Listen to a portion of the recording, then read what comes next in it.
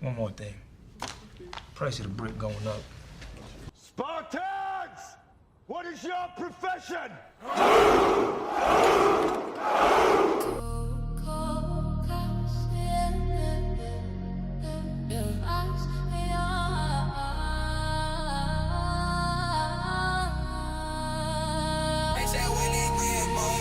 Yeah. Thought you was riding. Thought you was 10 toes down. The second something shiny came, you folded. It's cool though. You just told me how to move. Watch this. Used to think we was a unit, thought the back was covered. Thought you was my dog, man, thought you was my brother. Smiling in my face, shit, you really played a part. Acting like you with me, had me giving you my heart. But the loyalty was passing, man, that shit was see-through. Waited for your moment, that's what fake ones be, do. Soon as opportunity came knocking on the door, you ain't even hesitate, you just went and asked for more. You ain't look back once, you went your own way. Show me who you were, man, I got nothing left to say. I ain't mad, I ain't bitter, ain't no salt to spill. You just lit a fire, man, you just made the focus real. This a full court pressing, I ain't letting up. Put myself first, I'm filling my own cup. No empathy, no sympathy, I'm on my purpose.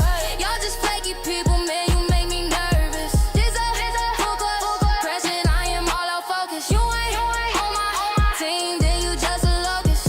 I ain't mad, I'm motivated, time to run a score. Yeah, I'm locked in, man, I'm kicking down the door. You thought that burn would stop me, man, you got it backwards.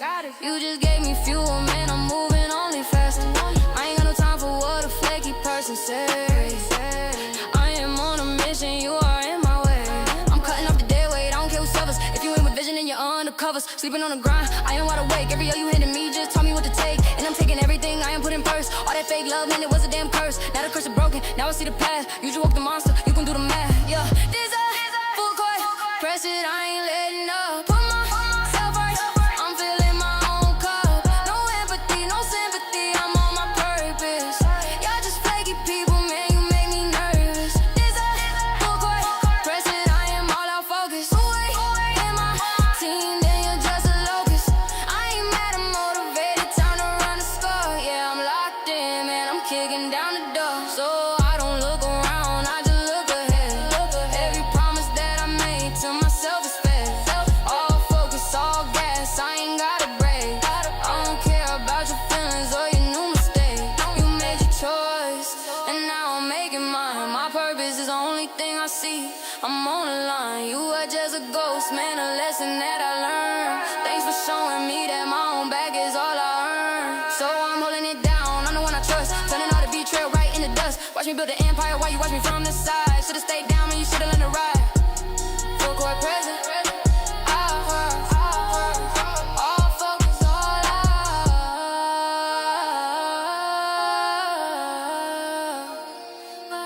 No sympathy. Yeah. Locked in. Purpose.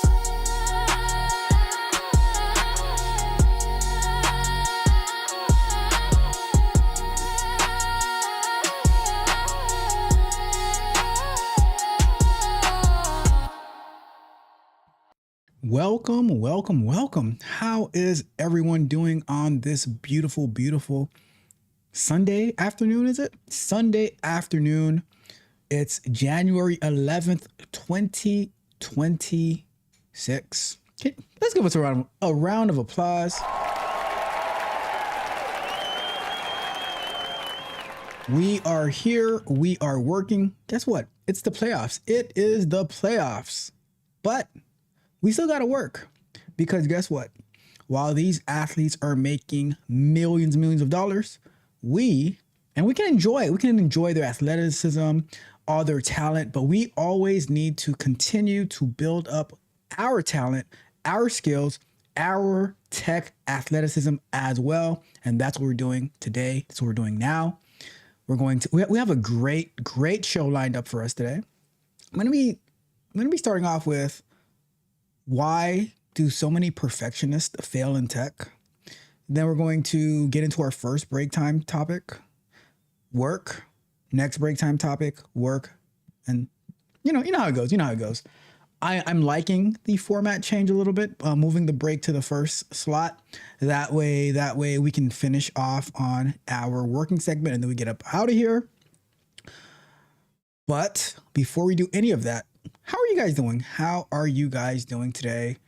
I hope and pray that everything is going phenomenal. I hope that you had an amazing weekend and that you are well prepared. You're ready for this coming week. I think this is, what week is this? We are in, let me see. I think this is the 3rd week of January. We are in our 2nd week. Look at that. We are in the 2nd week of January. So we are already on our 5th software expiration of the year. We do not miss. Let's get started with our show for today. And the way that we start off, let's do some housekeeping really quick.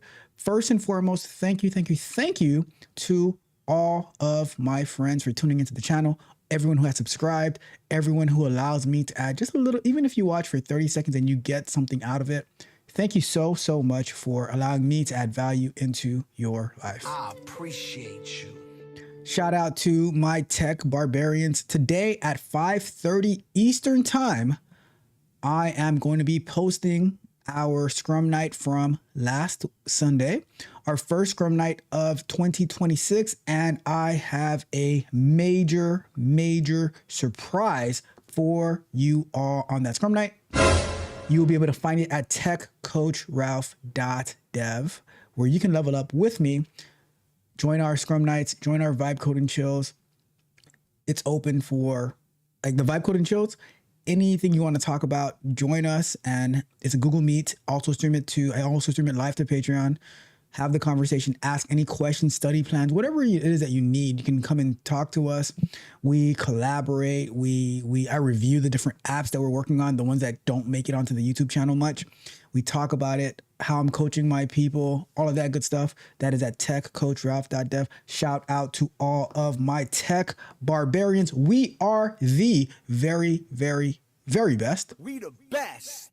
And to my YouTube channel members who allow this channel to go across the entire globe, across the entire world. We get comments and feedback from people all over. And for that, we're just going to continue pushing. We're going to continue swimming. Let's get it. Let's get it. All right. Tomorrow we have Candid Conversation. We are going to be reviewing. Yes. What are we going to review? My not to do list. We reviewed it last Sunday, inspired by Cody Sanchez. I had not heard of a not to do list before, but once I saw the first item was I don't pick up you from the airport, I was sold. You had me at airport. You guys remember, what's the name of that movie? Tom Cruise, Cuba Gooding Jr., Show Me the Money. What is the name of that movie again? Jerry Maguire. And she was like, you had me at hello. That when I saw no picking up you from the airport, like you had me at hello. So I created my not to do list, and we're going to be reviewing my not to do list tomorrow on Candid Conversation. I highly encourage you to create your own not to do list, set boundaries, and the way that I am assisting you to doing that, I am currently implementing in the Tech Barbarians coaching portal, where you can use that to organize your life, self-coach, all of that good stuff. I am implementing the feature for the not to do list. We will be reviewing it on a future live stream and in even more detail on our next Vibe Code and Chill, which is on the 24th of January. That's going to be our first one for the year. Looking forward to seeing everyone there. But tomorrow, Candid Conversation, we're reviewing the not to do list that Jim and I helped me create. Wednesday, we're going to be taking, yes, anti-gravity, Google's anti-gravity for a test drive. I said last week in our software exploration that to me, it just seemed like another VS Code build where they just throw something on top of it. But people keep raving about it, so I have to give it a try. So I'm going to be taking it for a test drive I'm going to see if we can get started I think I posted it last night.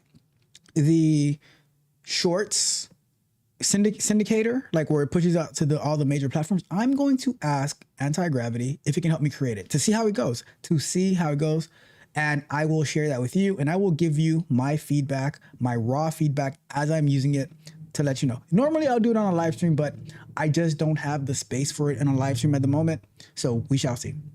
And then Friday, we have the bug bite. Thursday, we're going to continue. I jumped over the live streams. Tuesday, time cost calculator, continuing to push it to our app stores. Well, we're working on, I got an error for Apple. We're going to work on that. And I noticed that the name on Google, it didn't like, it looked like it just had time underscore cost underscore calculator underscore. Doesn't look right. We need the right name. Gonna fix that up and then push another version to Google. And then yeah, Thursday, Stream Deck, we are just about done. You're going to see some amazing things with the Stream Deck countdown plugin tonight. And then Friday, the bug bite, which we are going to be talking about protesters. Yes, protesters.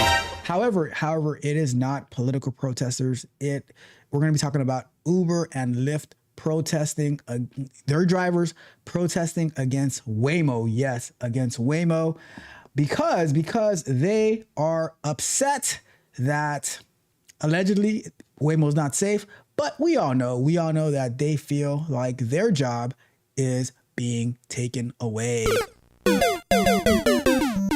Sorry. Anyhow, that is our schedule for the week. I look forward to seeing you. And we have our clips dropping throughout the week as well, our shorts, all that good stuff. But I look forward to seeing you there, hanging out with me. Let's have the conversation. All right. That is everything that we have planned for the week. And that wraps up our little bit of housekeeping. Are you ready? Let me see. All right. Let me go and check the chat. And then we're going to get into we're going to get into icebreaker, because this one, I had a meeting yesterday. And it is really, really, really important that we talk about this, that we address this, because I think it holds so many people back, especially the perfectionists. But first and foremost, we got Dean Murray in the building. What's up, Dean Murray? How are you doing today? Says Tech Coach Ralph, much love, bro. Much love to you as well. Thank you so much for tuning in. I really, really appreciate it. And I hope you are enjoying the content. Hopefully you find it valuable and helpful. And if you ever have any questions, don't hesitate, drop me a comment. Anywhere that I'm at, just hit me up and we'll make it happen. All right. We got the one, the only Junior in the building. What's up, Junior? How are you doing today?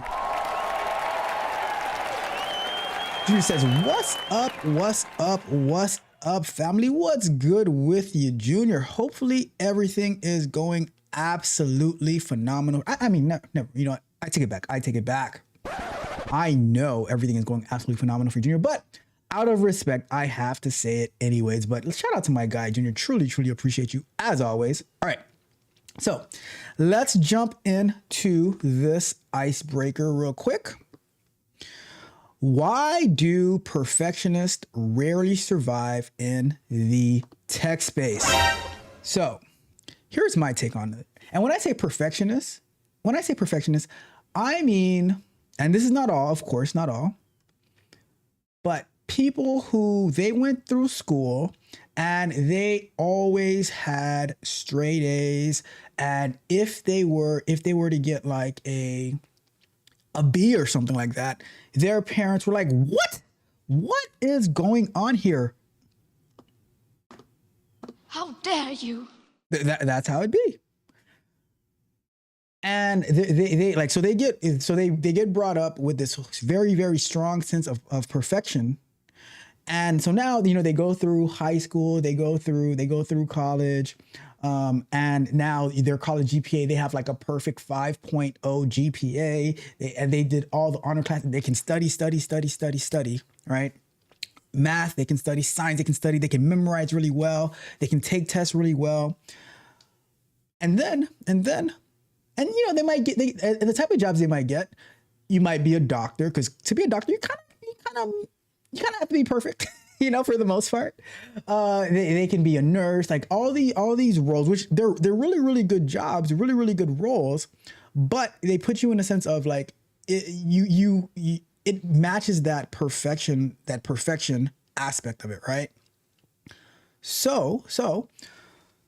Or you might have majors that you can get straight A's in them, but they don't really do much in society, right? So let's say you go and you get a music like you're a music major and you can, you know, understand music, classical music, country music, whatever other types of music, but you can get like a master's in music or something like that, but it's not tech, right? So the reason I believe that so many quote unquote perfectionists, they either don't go towards tech or they can't survive in tech is because you will fail all the time.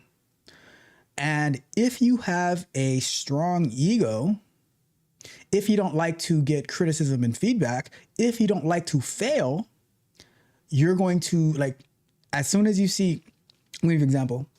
How many times on this channel do we fail? Normally, 90% of a stream is failing. And the very last 10% when we're wrapping up the show, if we're lucky, that is when we have the victory, right? Flawless victory. But we spend, and people in tech, they spend a majority of time failing over and over and over until they can get something right.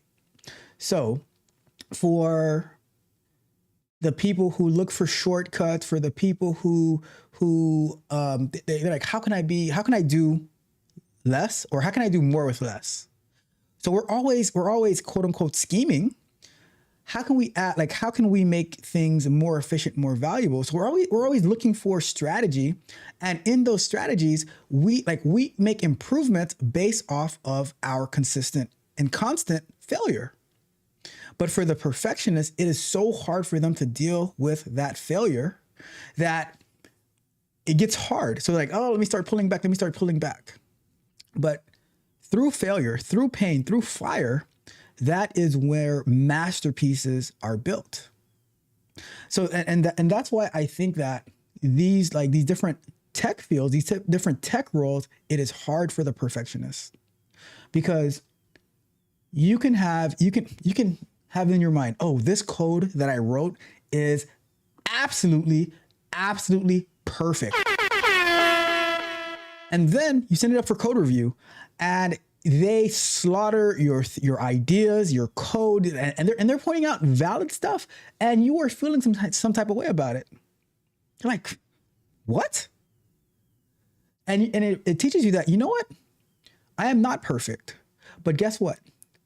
A perfectionist doesn't want to hear that they are not perfect. And it hurts their feelings.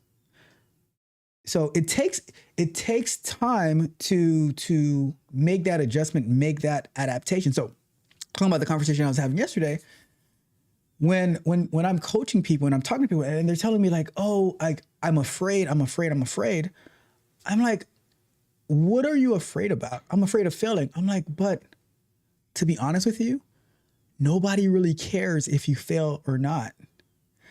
Especially on the level of no one really can see what you're doing.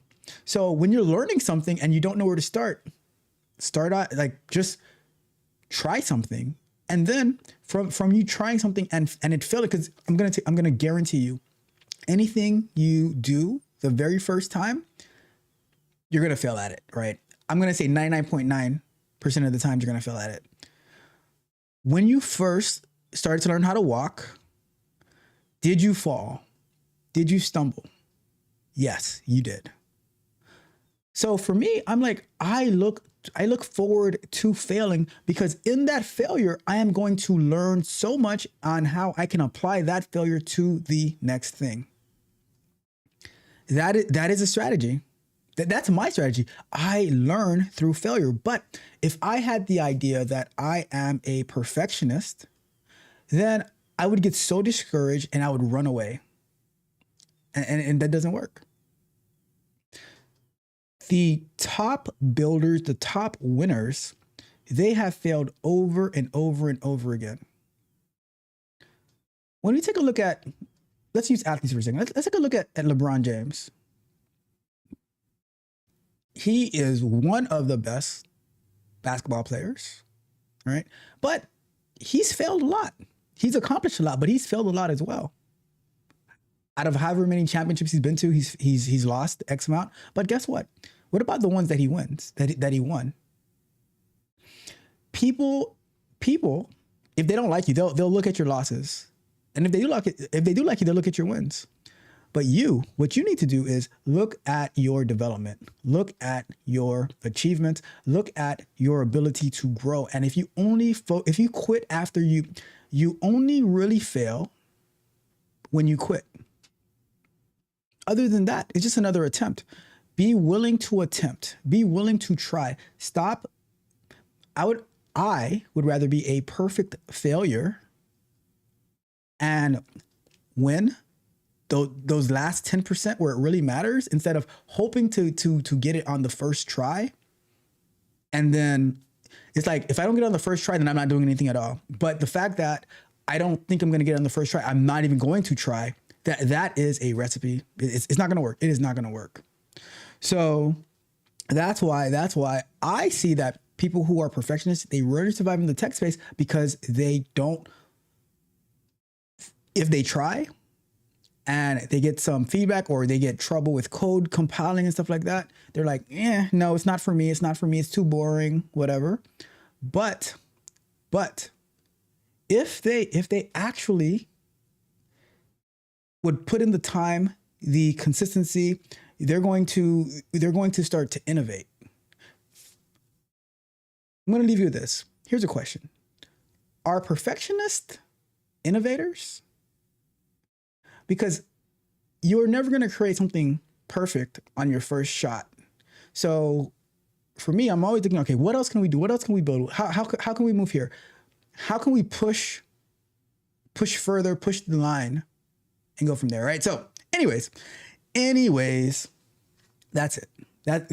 Those are my opening thoughts with why I think perfectionists, they rarely survive in the tech space. There are exceptions, because there are some people who they are star students, but they became star students, star learners by failing.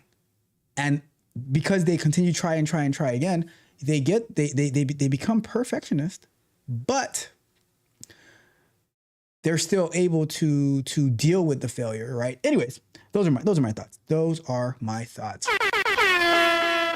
Let me go and check the chat. I see we have some friends in the building. Let's see what we got going on over here. So we got, Junior says, doing amazing as always. I know. We got my guy, Me Mystify, in the building. Says, good evening, Ralph, Junior, and chat. Hope all is well. I am doing great. Me Mystify, I'm not sure if you posted a second one yet, but I loved that video of you creating the man cave and clearing out the wall. I had a thought, I'm like, why don't you just change the whole drywall in that room instead of scraping everything off? Just change the whole drywall. But that was a really cool video. I'm looking forward to watching part 2. Junior says, yes, being a perfectionist can sometimes cause people to never start. Yep.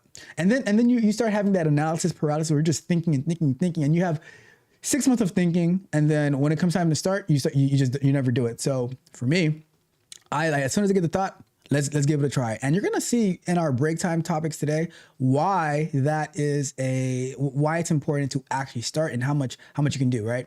Junior says, and it's better to start and then make the necessary changes as you go for some things. Yep, exactly. And that's what we do.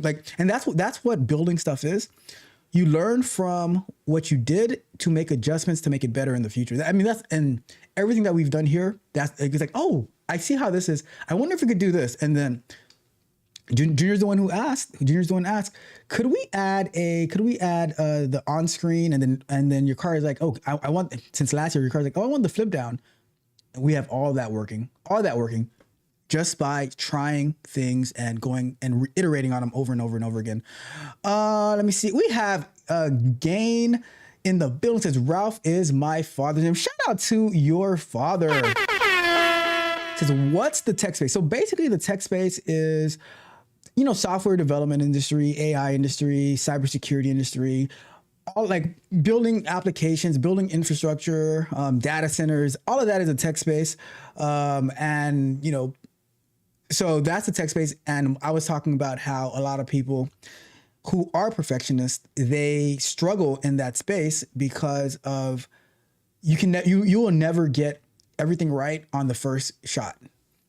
And it says, sounds flash. It says, overthinking, sir. It says, Drew says, are there really any losses? Like you said, you only fail when you quit. So it can be considered a loss if you continue to. Yeah, but that's the thing.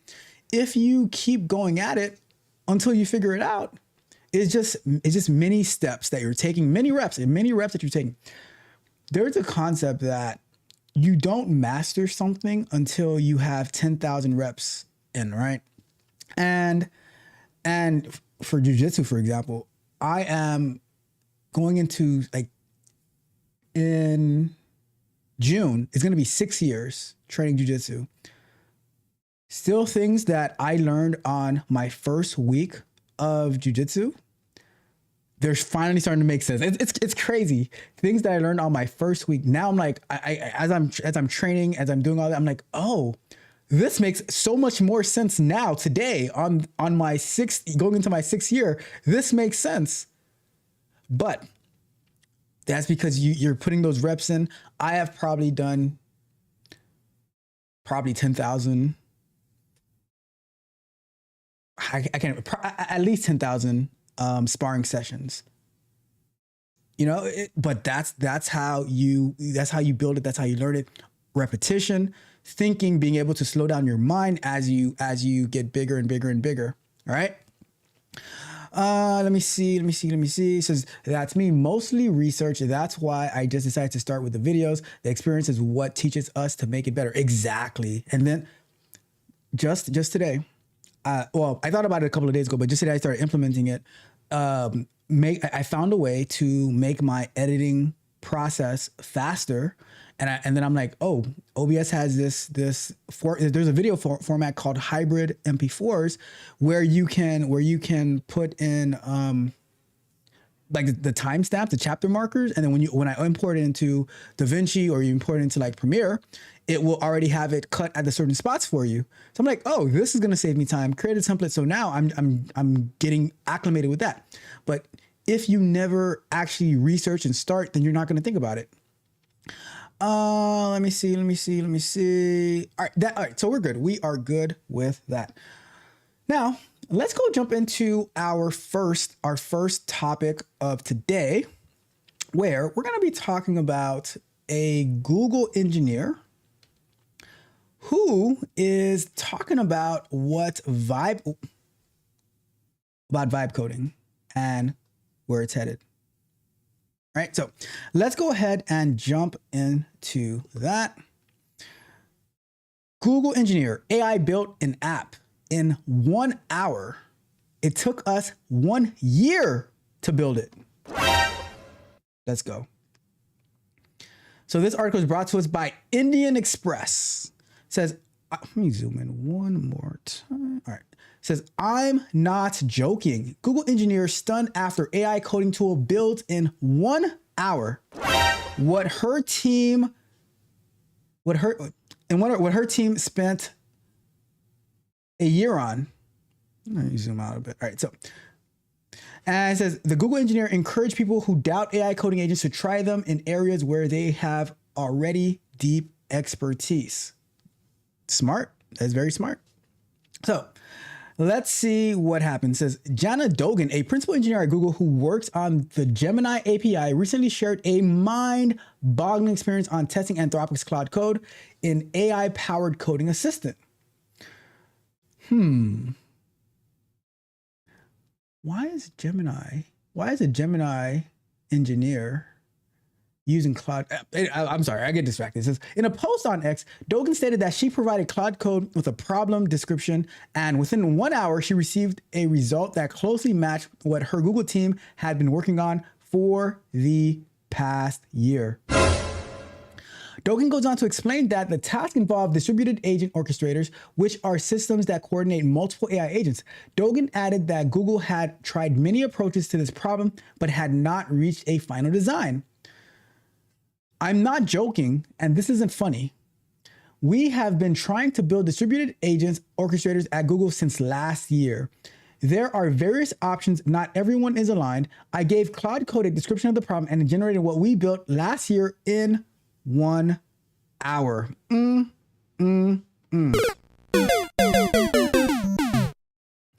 She explained that the prompt she gave Cloud Code was not very detailed, but just 3 paragraphs. Okay. As she could not use Google's internal information, she created a simplified version of the problem using existing ideas to see how Cloud Code would perform. Dogan said the result was not perfect and still needs improvement. However, she encouraged people who doubt AI coding to try them in areas where they already have deep expertise. When asked whether Google uses Cloud Code, Dogan said it is allowed only for open source projects, not for internal work. Another user asked when Gemini would reach the same level. Dogan replied, "We are working hard right now, the models and the harness." So, and you guys know, I am a Gemini fan. I probably used the Cloud Code API once or twice, but I always have trouble like when I'm using Anthropic's APIs. And the fact that I am heavily integrated into Gemini, so I just stick with that. But it does seem like Dogan is saying that they are not up to par with Cloud Code yet. So I don't know. Says she also emphasized that AI development is not a zero-sum competition and said it makes sense to recognize strong work from competitors. And this, okay, so we have the CEOs and high-level executives in companies, like in these type of companies like Anthropic and whatever, they're saying, there might not be any engineers, but this actual principal engineer at Google, they're saying that it's not a zero-sum competition. And it said it makes sense to recognize strong work from competitors. Cloud Code is impressive work. I'm excited and more motivated to push us all forward. So as engineers, they're still using these tools. The principal engineer is using these tools. Dogan described how quickly AI-assisted programming has evolved. In 2022, systems could complete individual lines of code. In 2023, they could handle entire sections. By 2024, they were able to work across multiple files and build simple applications. In 2025, they can now restructure entire code bases. We started using AI to build applications, mainly with Lovable first, and then we went into like Kilo. And you've seen how much work. What she said in 1 hour, what Cloud Code was able to do that they worked on for a year, what we have done in the past 6 months is about 10 years of work. And we're still building and we're still working in parallel. I'm looking forward to getting the time cost calculator deployed either this coming Tuesday or at the latest next Tuesday, fixing up the Apple issue and fixing the name for Google, and we should be off to the races. Today we're going to be working on the speech app, getting our Supabase deployed, getting our dashboard deployed, and seeing if we can do anything with creating a profile for the actual application. All right, so much that we can do, and guess what? The cost. It is minimal. It's minimal. When people say like they're using Lovable, I burned through this many credits in such a short amount of time. What I say is, number one, you probably suck at prompting, so you got to get better. Take a course on how to prompt better, how to interact with these large language models. And number two, if you had an engineer doing that work for you, the quote unquote $500 you spent on Lovable's credits for like 1,000 credits or something, it would have cost you maybe $25,000 to $50,000 paying an engineer to do it for you. All right. Because she added that in 2022, she did not believe the 2024 milestone could realistically scale into a global developer product. In 2023, she thought today's capabilities were still 5 years away. Quality and efficiency gains in this domain are beyond what anyone could have imagined so far. So this is what she wrote on X. It says the post quickly gained traction, amassing over 4 million views and a wave of reactions. It's fascinating how AI sidesteps the bureaucracy that slows us down in big organizations, potentially sparking a renaissance in individual creativity. I agree. Cloud Code is really impressive, and more developers will recognize it. Code generation and feature development will increase in a different pace, another user commented. And trust me, a lot of my friends, they love Cloud Code. I love Gemini. Some people love ChatGPT. Whatever it is that you prefer, I say use it to the max extent. I was at a friend's house yesterday, right? Let's go back to full screen.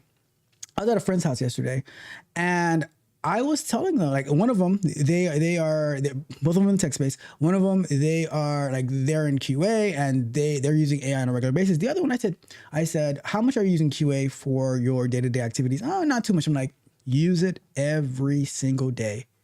Put in what you're working on, put in a description, and it will help you in all aspects. And you have to get better at prompting. One thing it is that we are terrible at marketing ourselves. Well, guess what? You don't want to brag about yourself. You want to talk great about yourself. Ask AI to talk great about you, and then you can relay that message to the people that matter and have it help you get ideas, all of that good stuff. But it is essential. It is important to become an expert prompter. Get better at prompting. I'm telling you now. If you don't become really good at prompting, then they will tell you, do not come. All right. I'm going to say it one more time. It took Cloud Code, it took AI 1 hour to build what they had been working on for an entire year. All right. I'm just being honest. All right, let me see if there's anything in the chat. And if not, we're going to get to our first segment of work. Let me go over to here. All right, let's see.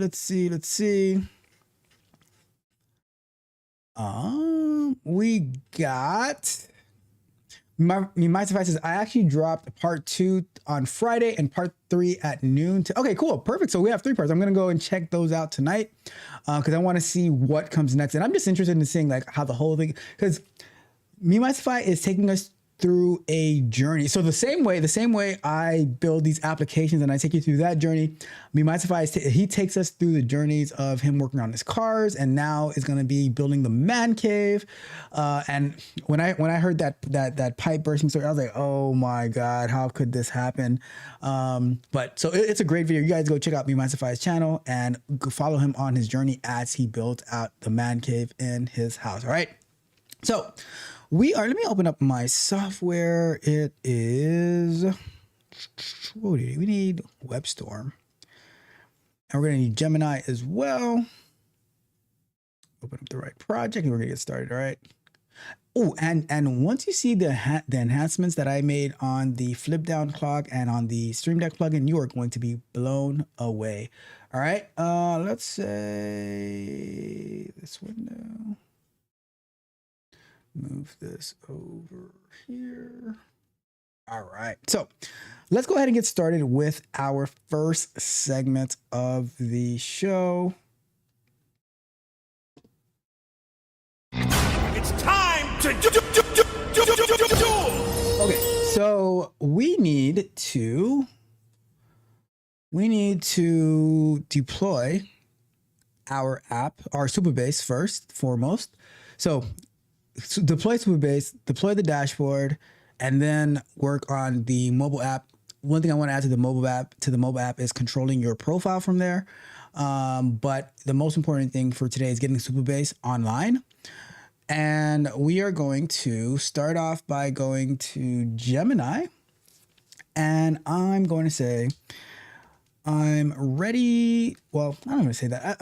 Let's say I'm ready to deploy Supabase to the web.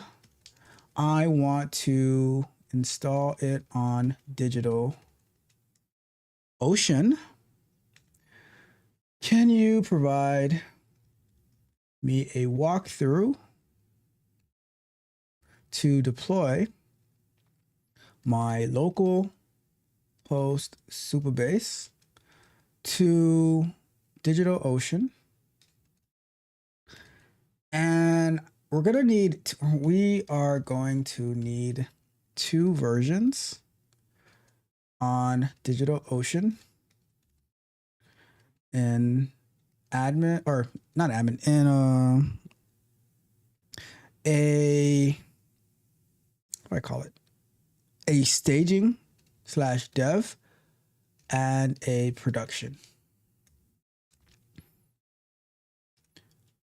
So let's start off with that. Let's see how we are going to get the deployment process. And don't you see that beautiful, beautiful flip down clock just running over there? And you're gonna see there's some. I went crazy. I was annoyed on Thursday night and Friday because the way that things that were supposed to be working, it wasn't working. So I went on a prompt frenzy. I didn't spend as much money as I did on the OBS plugin, I'll tell you that.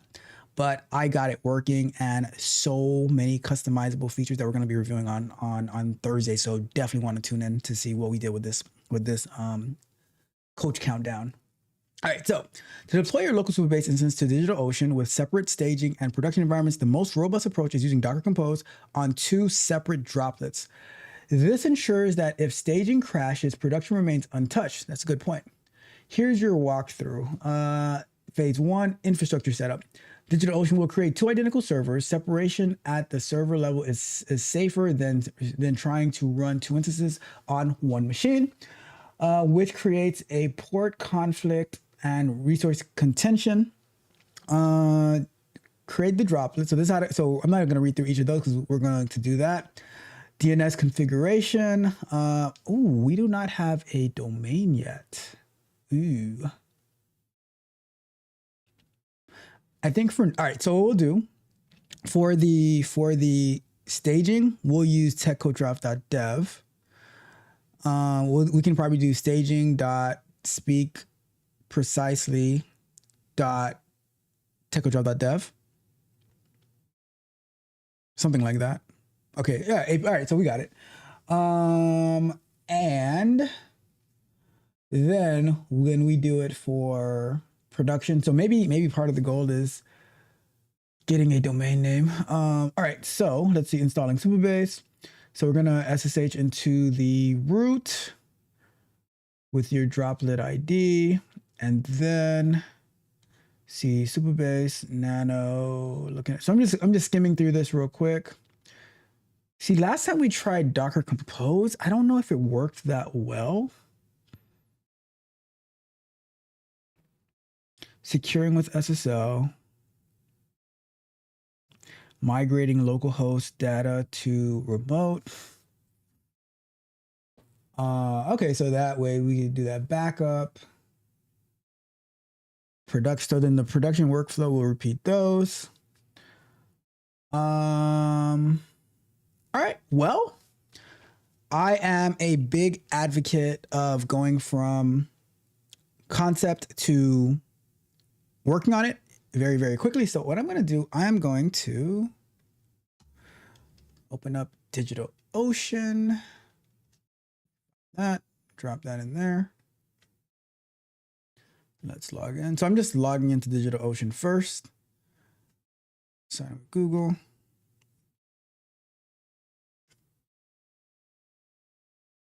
So right now on DigitalOcean, I have my N8N running.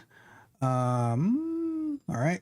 And now we are going to drop in there. And we are going to set up another droplet. Let's see, droplets. Say create droplet. Why are we? Oh, let's do a new project first. And we're going to call this Speak Precisely. Speech coaching Select the purpose. We're gonna say web mobile application for the most part. And move resources. No, we're not doing that. Skip for now. And then we are going to say spin up a new droplet. We are going to use, ooh, that's so expensive. Where's the cheap one? Hold on. New York data center. I don't care which data center. Where's the, okay, that's premium. Let's go to regular. Cause this is going to be the, cause it's going to be the staging one anyways, right? So we will say need more disk space, add a volume with no manual setup. We automatically format and mount your volume so it's available as soon as you drop it, and you can move volume seamlessly. All right, so we don't need to do that right now. Enable automatic backup, takes backups at a specified time. I don't think we necessarily need the backups at this. Why is it $24? Hold up, what's going on here? 6, okay. 1 gig, 25 gigs, 1,000. Okay, I think that's good for now. And then we can, especially for the staging environment, you want the cheapest one possible. Now, when we start going to, oh, there's an even cheaper one. 512. Let's start off with this one. Let's see if we can get it running on this one, because it is staging environment, right? And all that's going to be running on it is Supabase and potentially the admin portal that normal users won't have access to. So let's try. Look, save your money. Save your money. So I'm going to start off with start off with this one, right? What else do we have? TCR. Let me see. Worst case scenario, I'll create a new SSH key because in case I can't. Oh, I'm just doing one right now. Let's say. Oh, all right.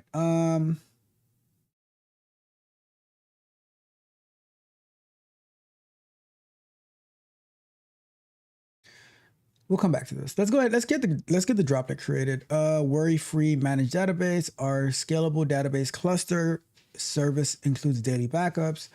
PITR. I think this with this what? Let me see. What is PITR? Digital Ocean Droplet. What is PITR? That's point in time restore. It's for restoring databases.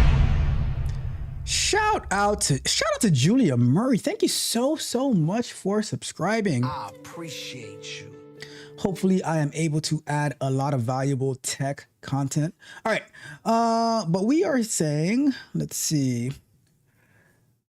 So it continually backs up the database transaction logs and takes daily snapshots, benefits, allows recovery from accidental data deletion.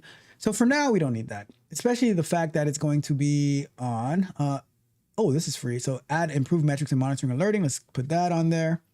Let's see, if I do 2 droplets, probably gonna go to $8. We're gonna do 1 for now. All right, so let's go create a droplet. We are gonna have to do the SSH eventually. Okay, so now say droplets. So this one's getting provisioned.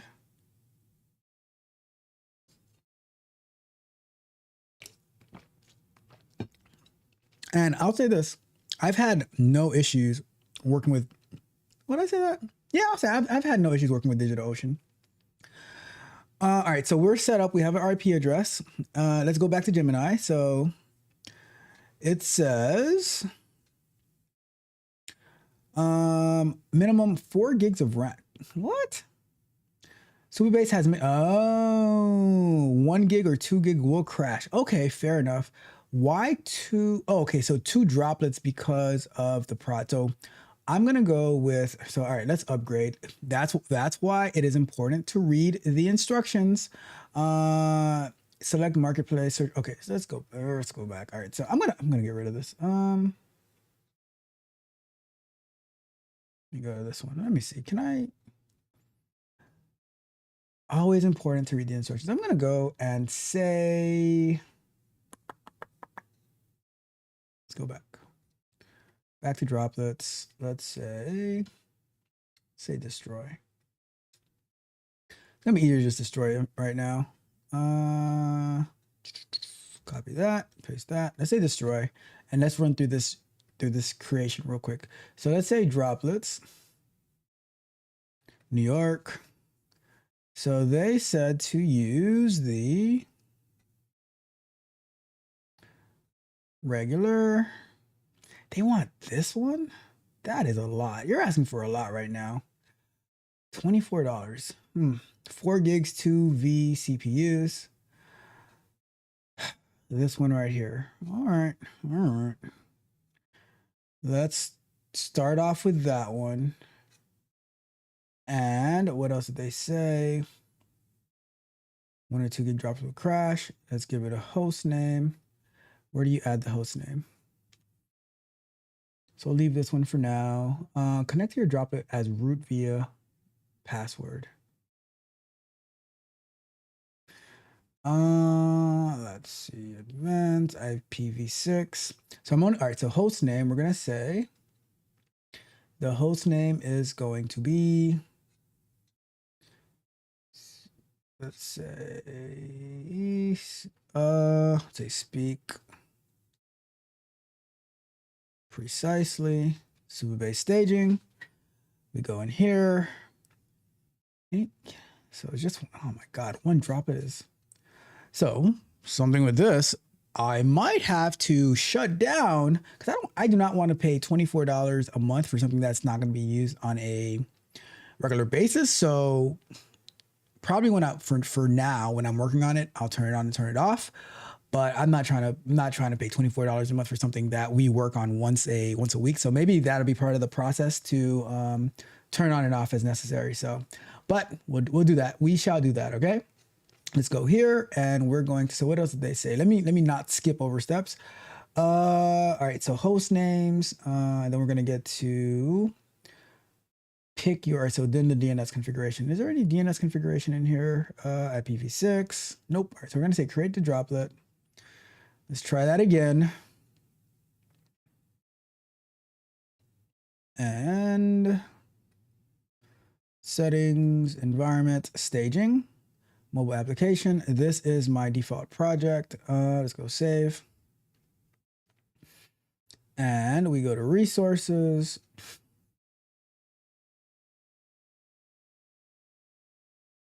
I didn't see the thing about the Docker part of it. I didn't see the thing about the Docker. Let me see, make sure I didn't miss something. Create cloud servers. Because they said choose the image, select marketplace. So is there an image here? I didn't see an image here. Oh my God. I wonder, all right, can we just edit it? Because I don't want to create the whole thing over again. Let's go to here. Can I just edit the image? Let's say learn how to upgrade your, all right, let's go to access. I don't know. You will still be billed for a what? To end? Ooh, that's gonna suck. So if we're still gonna, all right, so we might have to eat the cost. Because if we're going to be billed for if we turn off the droplet, we're still gonna get billed. Then when you turn off a droplet from the control panel, we first try to for a graceful shutdown. If it fails, we do a forced shutdown, which may corrupt data. To ensure data integrity, we recommend shutting down from the command line power off. When a droplet is off, its data and IP address are still retained and its disk and CPU are still reserved. You continue to accrue its data allowance. Warning, you will still be billed for a turned off droplet. Oh my God. All right, well, we gotta think about that. We have to think about that. Anyways, all right, I'm going to delete one more time, because I did not see that marketplace thing over there. So let's go ahead and we're going to run through this really quick one more time. So let's say destroy, but this is the part that I talk about failing over and over and over again until we finally get it. So let's destroy that. Let's create another one, droplet. We're going to say New York. And let me make a difference. Marketplace, and we're gonna say Docker. I wonder if there's one for Supabase actually. Supabase? No.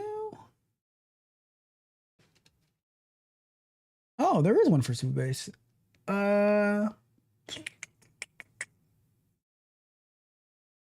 What would happen if we select that? Let me ask Gemini. There is a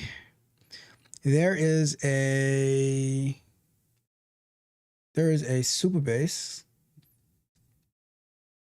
option in the marketplace of DigitalOcean. Would it make sense to choose that as the image instead of Docker? Let's see what that says.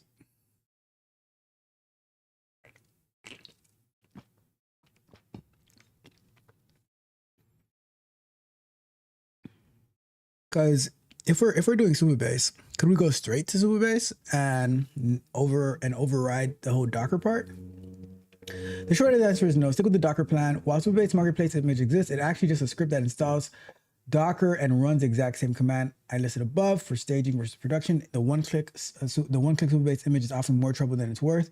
Should avoid. All right. So all right, fair enough. Fair enough. Let's go to. So we'll choose Docker. Where is Docker? Here goes Docker. We'll choose Docker. And we shall say basic. And we're going to stick with our $24 one, 4 gigs, 2 CPUs. How unfortunate. Let's continue. And we're going to name this. That is our 2-minute warning. That is now part of the coach countdown. That I'm like, oh, okay. It works. It works, my friend. I'm so excited. I am so excited. That was our 2-minute warning. Our 2-minute warning for our working session. So let's do this one more time. Create our droplet. And then, now that we have that done, let's go back up to these instructions. Create the droplet. We got all that. We have the name set, host names. Point your domain to the droplet IPs. So I need to go into, what is the name of that site? DreamHost to create. Let's go to DreamHost to create our subdomain. And we can do that in parallel, to be honest with you.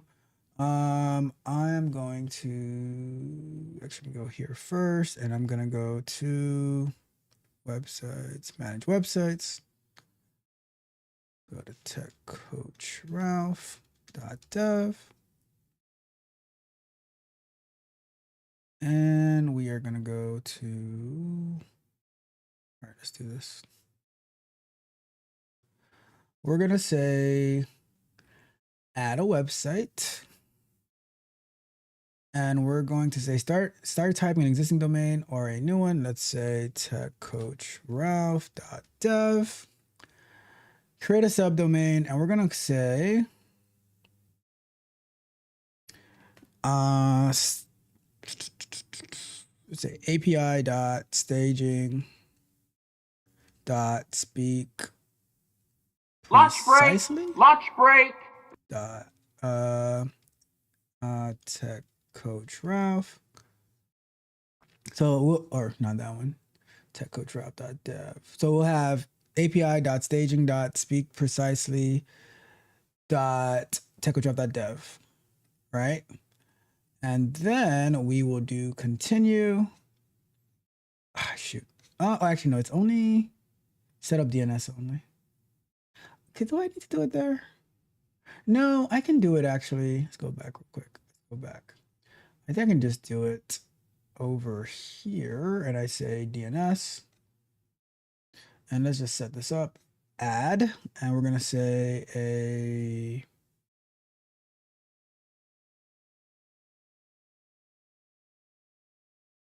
to the IP. So we're going to do it at record. And we said API or staging dot API dot staging or staging dot API dot staging dot speak precisely. There we go. And that's going to point to, we will get the IP. Would it be the private? Oh, this one, copy. And we're going to point that to here, add record, and voila. There we go. All right. We are officially going to break. That was our first working segment. A lot of stuff getting done. I made a lot of mistakes. I am a complete failure. But I love it. I love it because I learned a lot and you get better through repetition, right? Let me see if there is anything in the chat at the moment. And if not, we shall continue along. All right, cool. We're good. We are going into our second break time topic for today. This company begins mass delivery of humanoid robots. Yup. Let's find out what exactly is going on. Let's jump over to here. So zoom in a bit. Let's go there. So UBTech begins mass delivery of humanoid robots for industrial use. So UBTech begins delivering Walker S2 humanoid to factories, marking a shift in industrial automation with continuously operating robots. No, there's no, what do you call it? The workers' comp. There's no, 8-hour shifts and getting double pay for overtime. Nope. These are the future workers. So this article is written, so this is on Inspetnet, written by Ruth Ortega. It says, Shenzhen reaffirms its role in the epicenter of global innovation with the mass deployment of UBTech Walker's S2 humanoid robots. The company has begun delivering hundreds of these units to industrial customers, fulfilling orders that already exceed 800 million wongs or yuan or whatever, right? Industrial demand drives UBTech's expansion. Since mid-November, UBTech has stepped up production to supply major players in the automotive and technology sector. Among its customers are BYD, Geely, FAW Volkswagen or FAW Volkswagen, Dongfeng, and Foxconn, who integrate the robots into assembly lines, warehouses, and logistics operations. So let's just for a second here, follow me here. You remember the people who are always saying, oh my God, the factories in China, the sweatshops and all of that type of stuff, right? Now, I guess those people are not going to be suffering anymore. But also, they might be out of a job. I was listening to, I forgot his name, but I was listening to a speech a while ago. And the guy made an interesting point. He said that we here in, the modern world, how we will say that the people in these foreign countries, they're working in sweatshops and the conditions are so bad. But where those people were, working in the fields, child labor, their kids are dying and stuff, to being able to work in a quote unquote factory sweatshop is a big step ahead for them. Is it great? Probably not. Most likely not. But from what they had to do before, it's progress. So it's something to consider. I have to go find it, but it was really good. It says these organizations seek to automate repetitive physical tasks through advanced technology that operates continuously. The Walker S2 model stands out for its anthropomorphic, oh, that's a big word, structure, precise articulations, and capable of handling tools and industrial parts. Its operation autonomy has been validated in real environments where it performs displacements, visual inspections, and object handling. Interchangeable battery and a competitive advantage. One of the most differentiating aspects of the Walker S2 is its autonomous battery exchange system. The robot can replace its battery without human intervention. You done messed up. You done messed up. Which drastically reduces downtime. This capability makes it suitable for extended shifts in sectors where operational availability is critical. The robots, see, and here's what happens, right? When you ask somebody to do something and they're like, oh, I can't because of A, B, and C, then that's when they start looking for how can we create a way that's going to get what we want done. It's life. It is life. It says the robot's design response to specific production needs, especially for tasks requiring mobility, precision, and moderate force. Since July, the pallet truck version has been available to industrial buyers throughout China. What about its scalability, decreasing costs, and market leadership? According to company spokesperson, UBTech plans to increase its production tenfold by 2026 with a projected 5,000 units per year. The company expects to reach 10,000 robots by 2027 thanks to the economy of scale and its network of local suppliers. And here's what's going to happen, right? They're going to use these robots to assemble and build more of the same robots. So they're going to be creating themselves. Does that mean that the robots are giving birth to more robots? I'm just kind of makes you say, The robot begets robot. That's what they're doing. Okay. Currently, more than 90% of Walker S2 components are manufactured in China. Manufacturing costs are falling by 20 to 30% annually. Well, it looks like they're trying to figure out this affordability crisis, accelerating adoption in sectors that previously considered humanoid robotics unaffordable. This translates into sustained revenue growth, reduced losses, and increased market confidence. Shares of the company, which has been listed in Hong Kong since 2023, has risen more than 150% so far this year. Humanoid robots as an answer to labor shortage. The shortage, right? Shortage, maybe expense to labor expense. The need to maintain stable 24/7 operations has been key to the adoption of Walker S2.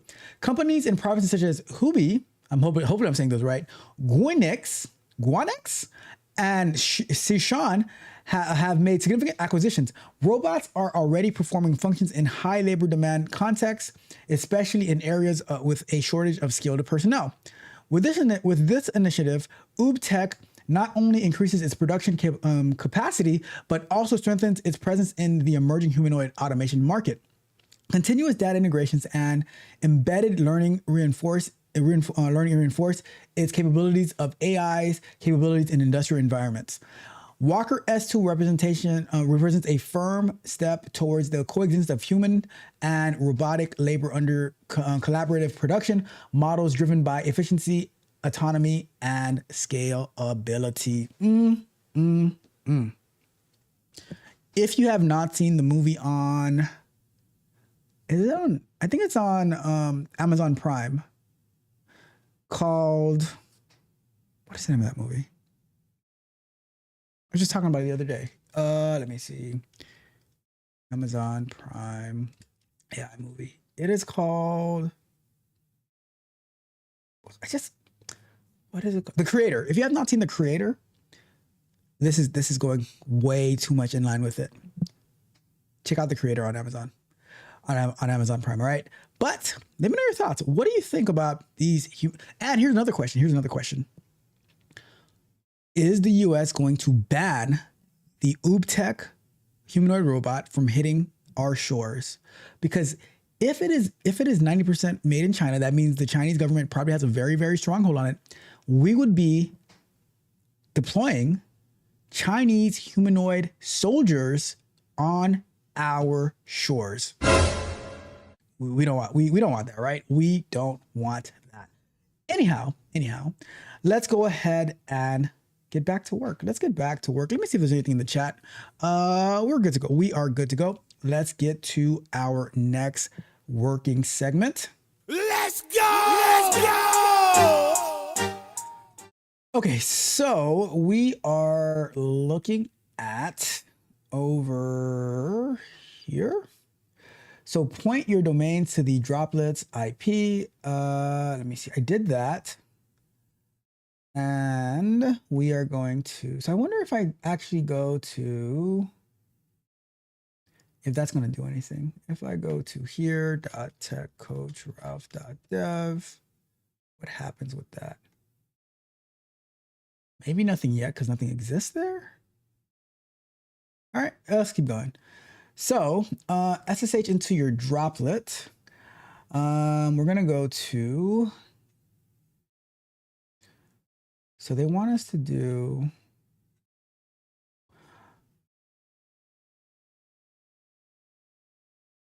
did I do that? All right, so let's do this. So we're going to go to over here and we are going to say access. Let's do launch droplet console. And ooh, how can I get you to see that? Let me see if I can go here, here. There we go. Let's close that. All right, so we're inside of the droplet. I didn't have to do the our SSH thing. I can just go right into the root, and we are going to go and take a look at. Let me move this over to here, and we have to go to git clone. Just copy this command.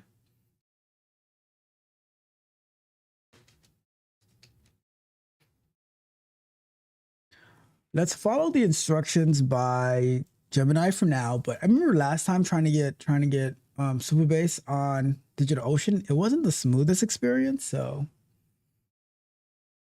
we shall see.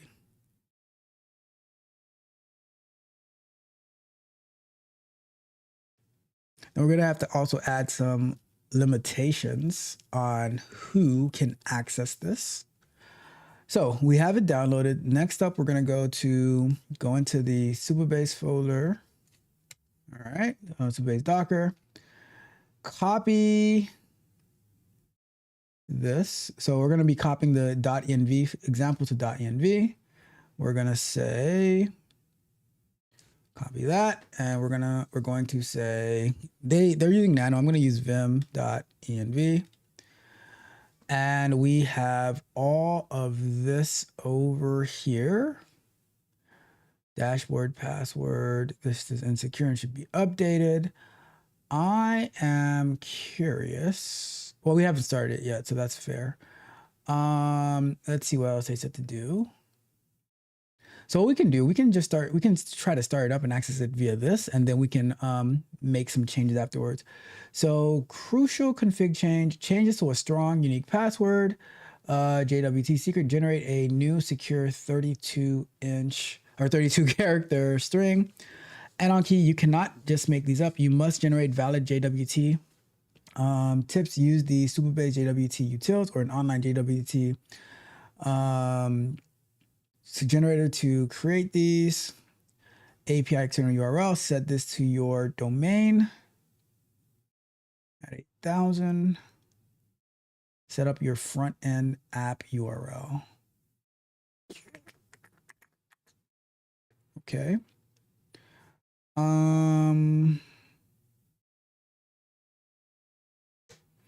If we are looking at these,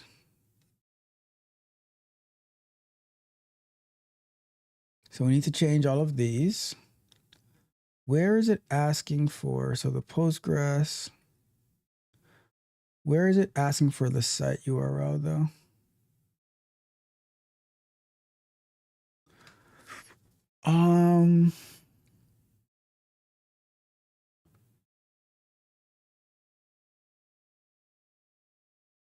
Let's see. So let's try to just get it started for now with this, and then we can always get rid of it and then try it again. So let's leave everything. I don't see the external API URL though.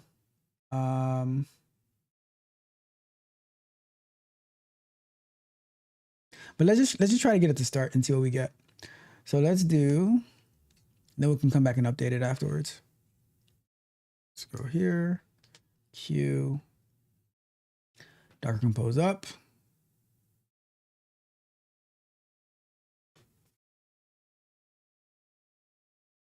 So it's installing all of the containers.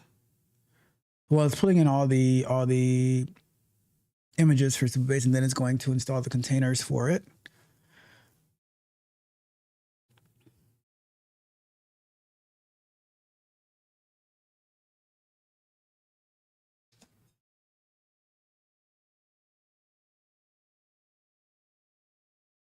So after it does that, let's take a look at Gemini. So we'll pull all the images, right? Check the status of Docker Compose and secure with SSL. Do that after. I just want to see if we're going to be able to access it. Migrate localhost data to remote. All right, we'll do that afterwards.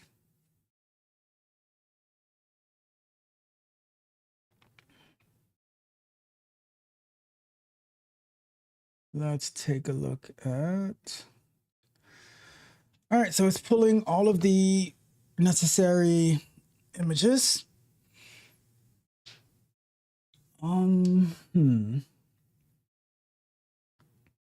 Just thinking. Let's go and take a look at the easy way Cloudflare. Proxy your DNS records, Orange Cloud in Cloudflare, set Cloudflare. What is Cloudflare? Do we have a Cloudflare? This is here. Let's go here. There should also be a DNS thing over here, I remember. Back to droplets. We click on this one and we say access, that's that. Volumes, resize. Networking. No firewalls. Backup, no. Okay, let's see, is this done yet? Almost done. Let's see. So we'll have to do, so we'll do the install via the Nginx. Wait for this one to finish. So next step is going to be, I didn't see where to set the URL though. That's the weird thing. I didn't see it as part of the .env file.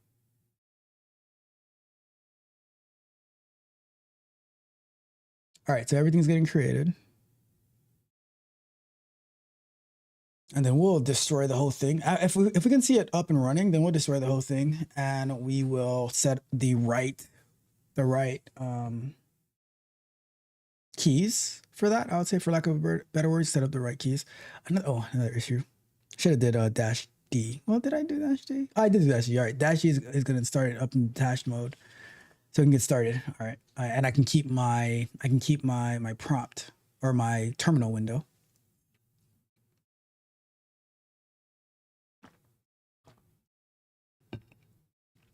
Everything is starting.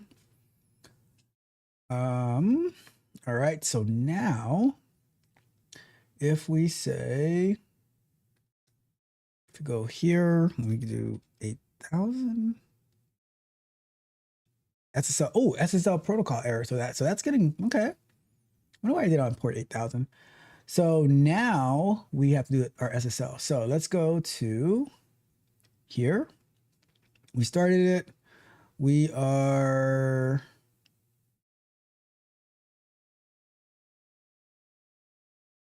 let's do install Nginx. So first we have to install Nginx.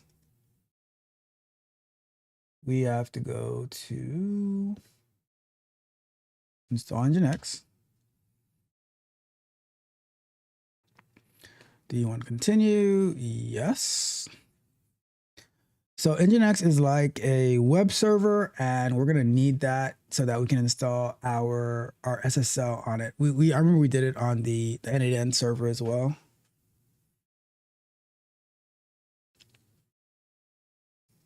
Because I remember we had some issues with our N8N SSL certificate. All right, so next up we are going to say, all right, so Nginx is installed. Next up we're going to say app install certbox, and that's to get the SSL installed. And then from there we are going to do certbox -d.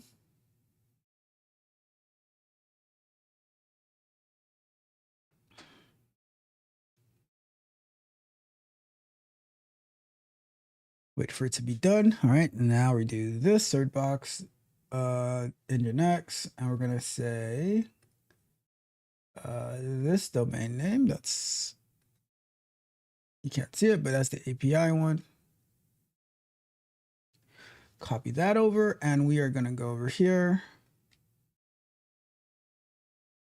paste that. Enter email used for urgent renewal. We can do techcoachralph@gmail.com. Use that one. Please read the terms of services. Say yes. Would you be willing, once your first certificate is successfully issued, to share your email address with? Sure.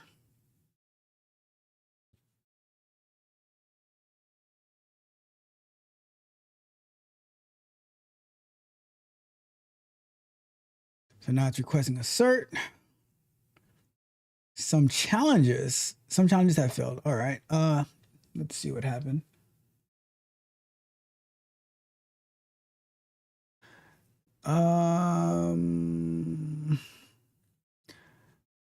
To authenticate some domains, the certificate authority reported these problems.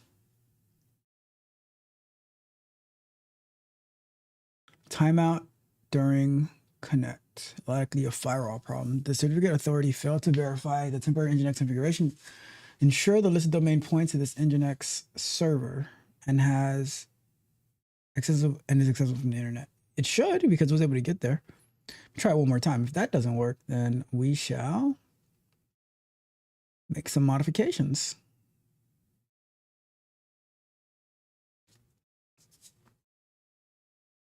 I mean, that's the domain.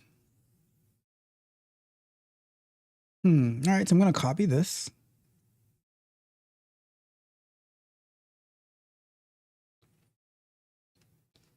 All right, so I will say, when trying to install SSL cert, I'm getting this error. All right, let's see what that's able to do for us.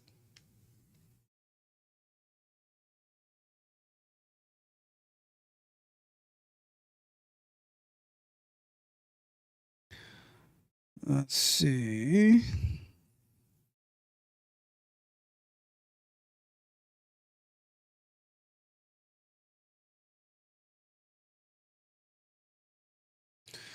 This error, timeout during connect, almost means port 80 is blocked, preventing the Let's Encrypt from reaching your server. Please verify your own domain. Please verify on your own domain. Okay, let's try that.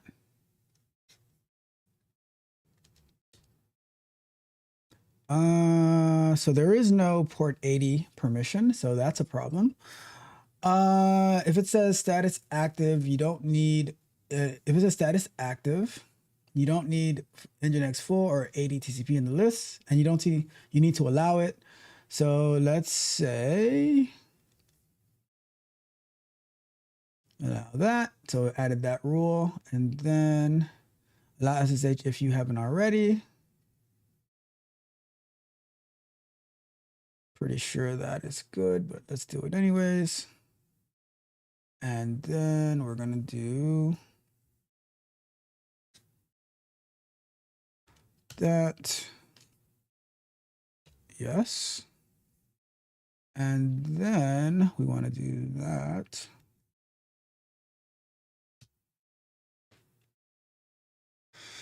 All right, so everything is there. Everything is up to date. Now we're going to go back and try to install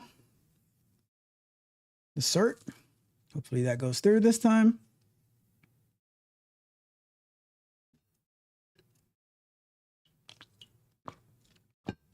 Taking slightly longer, so maybe that's a good thing. Oh, we are good. Let's go.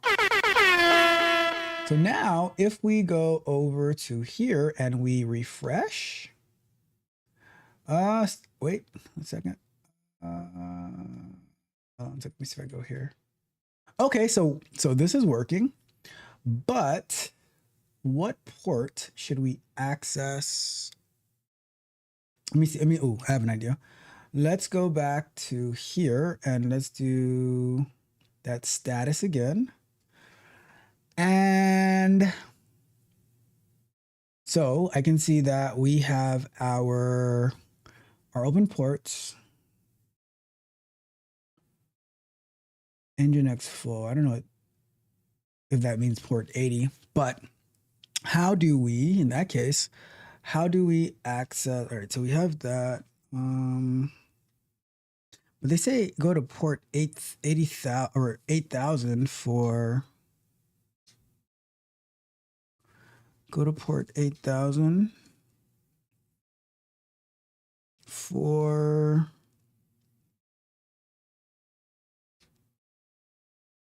So we did this. Configure Nginx to proxy traffic from port 443 to port 8000 Supabase Kong gateway. How do I do that?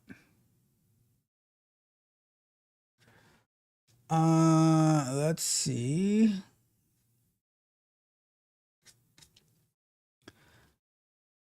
How would I do this step? Let me see.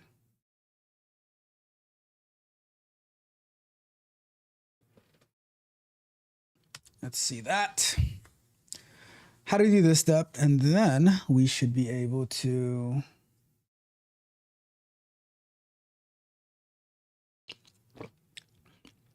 be able to connect at that point.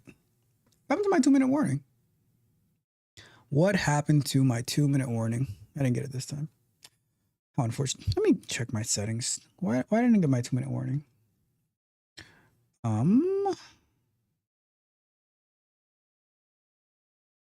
Oh, I have it. I set it up at 2 seconds rather than 2 minutes. How unfortunate. Whatever. All good. All right. So this is the most confusing part of Nginx because Certbox actually does this step for you automatically. You don't need to manually write complex. All right. Here's the exact workflow. You write. All right. You do that. Let me see. Run. So you start by the exact workflow to achieve that step. You start by telling Nginx, hey, anyone who visits my domain should be forwarded to an internal port 80. So if we take this command right here,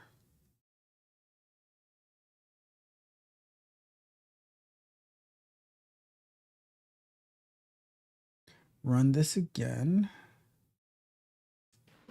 When you run Certbox, it reads from the file you just created to see what you're trying to proxy. Please choose whether or not to redirect HTTP traffic. Okay.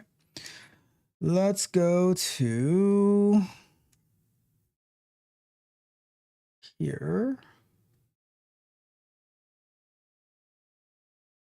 Lunch break, lunch break. So that makes a new file. So let's just finish adding this real quick. So we're going to go here and we're going to say, copy this code, server, the name of the server. Why did it say that it does it for you? You don't need to manually write complex SS. This is the most confusing part of setting up Nginx, because the search box actually does this step for you automatically. You don't need to, here is exact workflow to achieve that step. Okay. Before SSL state. What are you talking about before SSL state?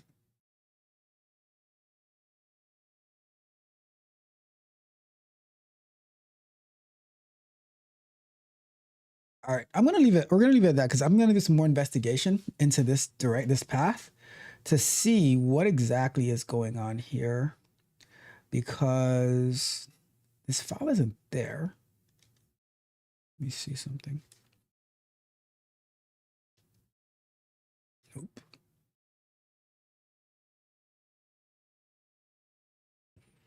No. CD, etc, Nginx, sites available, ls, just default. Okay. All right. Well, let's leave it there for now. Let's leave it there for now. Let's see, anything to address? If not, let's keep it moving. We're doing great time on the show. All right, perfect. So our very, very last break time topic for today is Mr. Vibe Coding. The person who coined vibe coding, they said they never felt more behind as a programmer. Let's find out what exactly is going on. So this article brought to us by Business Insider through Yahoo Tech says the guy who coined vibe coding is now vibe coding now says he's never felt more behind as a programmer.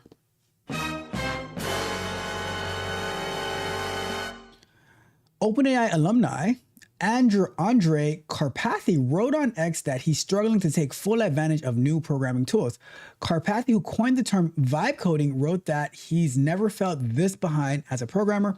He wrote that it feels like a powerful alien tool was handed around with no manual. Karpathy has long been ahead.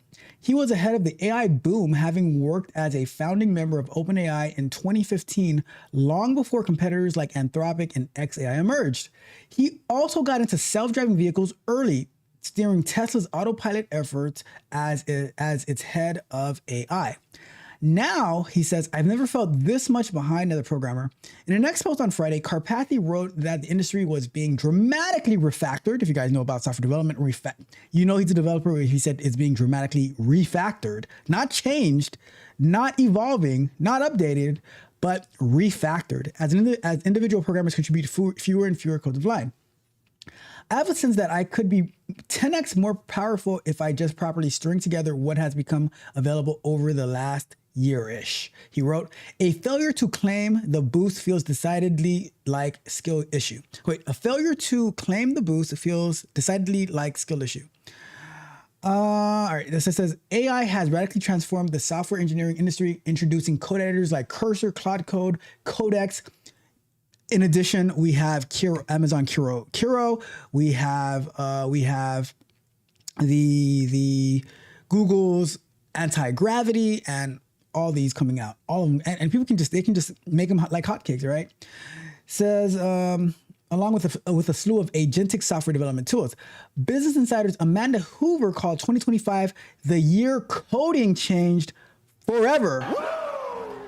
Karpathy was a key player in the change. In February, he coined the term vibe coding. To vibe code, one prompts AI to generate lines of code. It gets its name because developers fully give into the vibes. Karpathy wrote in his original post. The college dictionary named vibe coding the word of the year. Still, Karpathy wrote that it's like a powerful alien tool was handed out without a manual. Everyone has to figure out how to hold it and operate it while the resulting magnitude 9 earthquake is rocking the profession. I'm enjoying it. I am enjoying it. In the comments, another one of the biggest names in vibe coding agreed. Boris Cherny, I never heard of him. He created Claude Code for Anthropic, now one of the most popular AI tools among developers. It is. Cherny wrote that he felt that way because most weeks and the same, he says he felt that way most weeks and that he sometimes finds himself approaching a problem manually, not yet realizing that AI can do it faster.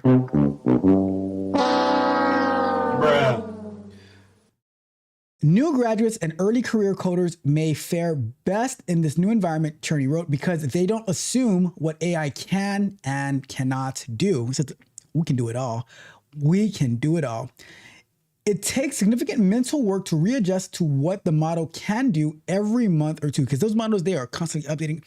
Just the other day, I upgraded the models on the, I updated from OpenAI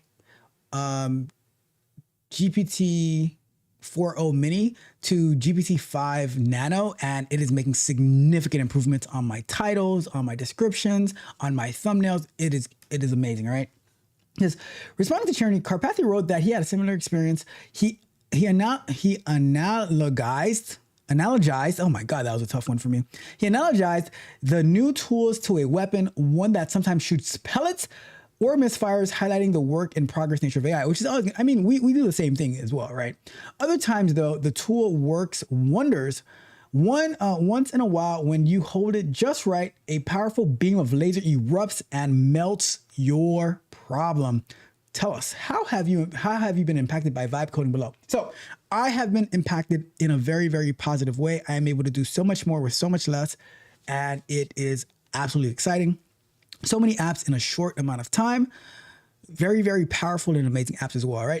You guys also let me know, how has these AI tools, how has, maybe you're an anti-gravity person, maybe you're a cursor person, maybe you're a Claude Code, maybe you're a windsurf, whatever it is, maybe you use Kilo Code, whatever it is that you use, let me know how it has impacted you. I know that there are a lot of developers and engineers, they are very, very weary and quite frightful of AI, but how has it helped you? Has it made you more productive or less productive? Let me know. All right.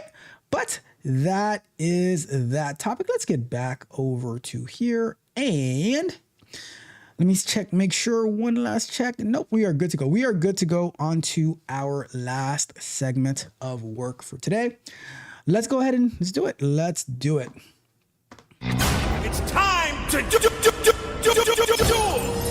Okay, so we are going to here. So we don't have a file called Supabase. So we're gonna create then. Let's say Vim Super. I am not good with Nano, so I'm gonna do Vim because I'm a Vim person. Let's say Vim, and I'm gonna copy this code, and I'm going to say I to insert, paste it in here. WQ to save that, and we're gonna say exit out of that, reload Nginx. So we're gonna say here, and we're going to say here sudo nginx, and then we're going to say system control reload Nginx. Let's do that. Nginx is reloaded, and then we're gonna say, we're gonna do this command again to reset our security certificate, and it wants to select option 2. So cert will ask, please choose whether or not to redirect. Let me see. It's asking if I want to. Let me put that in there. When running the certbox command, it is asking me this.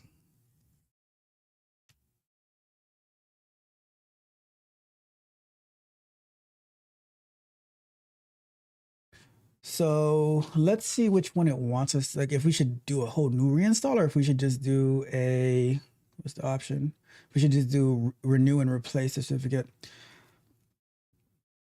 Actually succeeded in downloading the certificate files from Let's Encrypt. The timeout. So we got past the timeout. Says you should choose option 1, attempt to reinstall. So let's do a option. Oops, do an option 1. All right, so it's a reinstall. So let me try to go to port 8000 again. And when I try to go to the port 8000, so let me try this then. Let's go to here and let's do a Docker PS. In Docker PS, it is running Kong on this port. It's running Kong on this port. I don't see Supabase Studio. I don't see the admin though. Edge functions, real-time auth Kong. And Kong would be on port.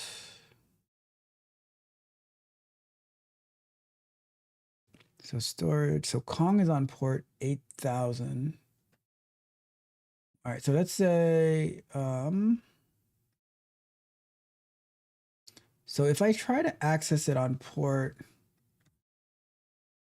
80, I'm able to get to the Nginx homepage, but when I go to port 8000, I'm getting the SSL protocol error. And I have my HTTPS over here. Okay, so I'm gonna say when I try to access on port 8000, I am getting this error. So once we get past this SSL protocol error, then we should be able to see Supabase, and then we can go with migrating what we have locally. All right. Let's see. Oh, this error means you're trying to access internal engine room directly, but you are knocking on the wrong door. You're likely typing in yes. But when I go there, okay, I see what you're saying. Oh, I know why. No, that's not why, because it's already started, so I should be able to see it. Hold on. Let me see.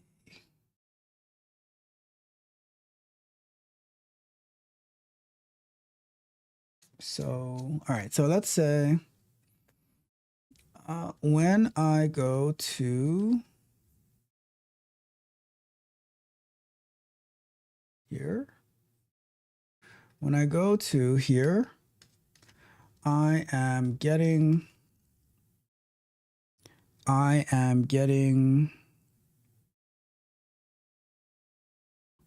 what do you call it? I am getting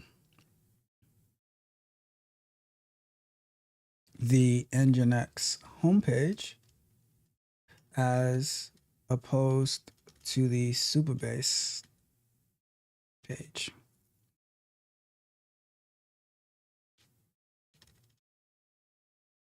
So let's see why then, if that's the case.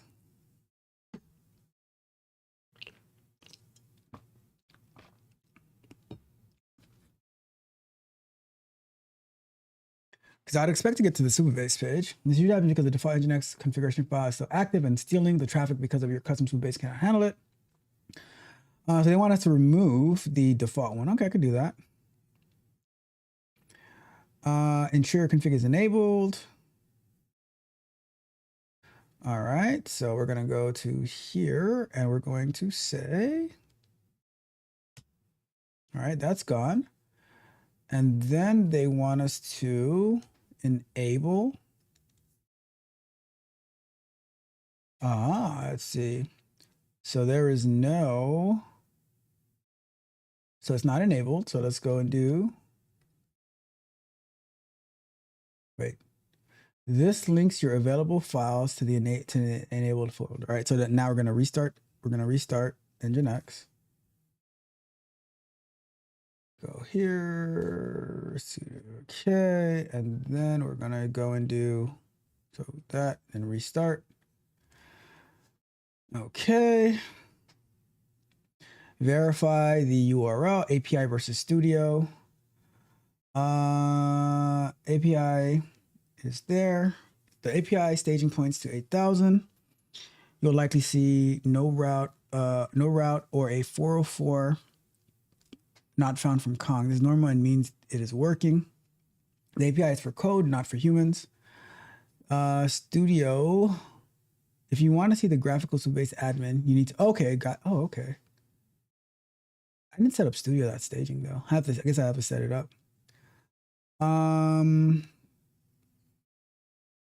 So if we try that again, then go here, take that off.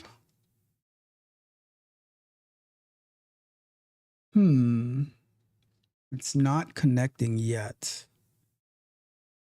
It's not connecting yet. Okay. So let me see one more time. Because we removed the default one. You will not see a graphical. If it says fail to create, it didn't do that.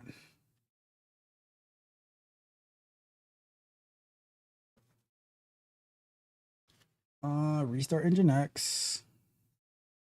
So now, what if we were to do this command again? What will we get?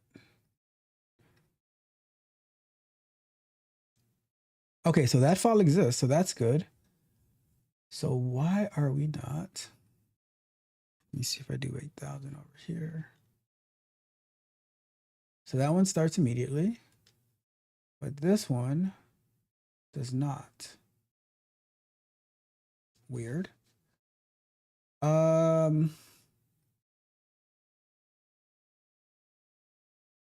What if we say, good old networking.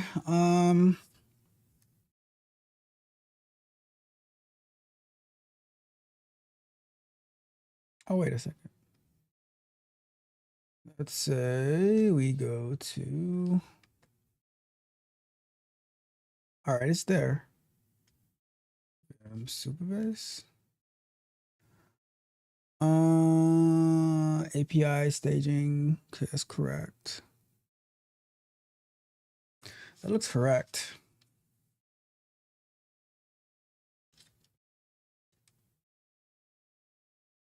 All right, so when we go here,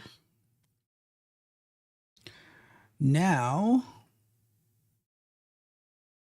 when I go to the domain, I'm getting this error.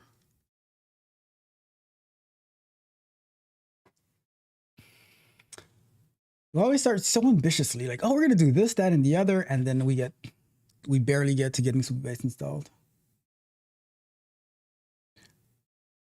And in the meantime, I'm gonna go to DreamHost and we're gonna add another record. We're gonna say @record for studio.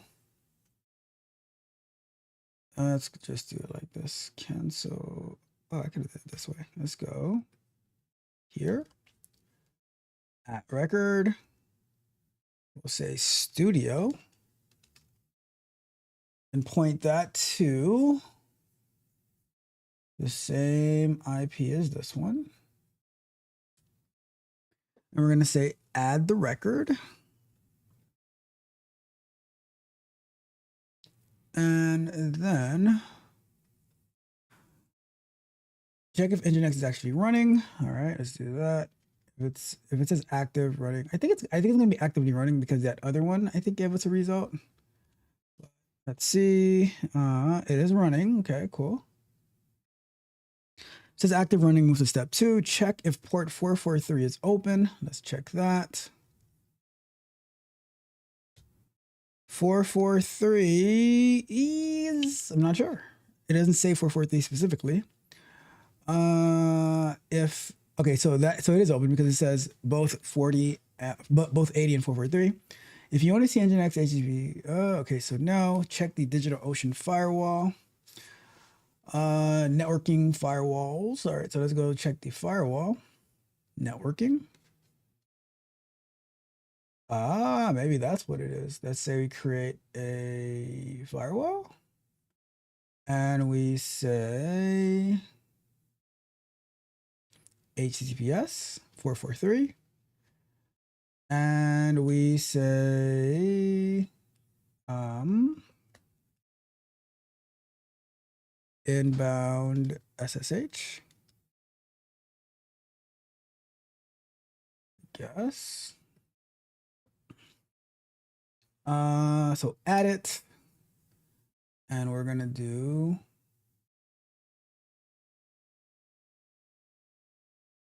save that. Apply to droplet.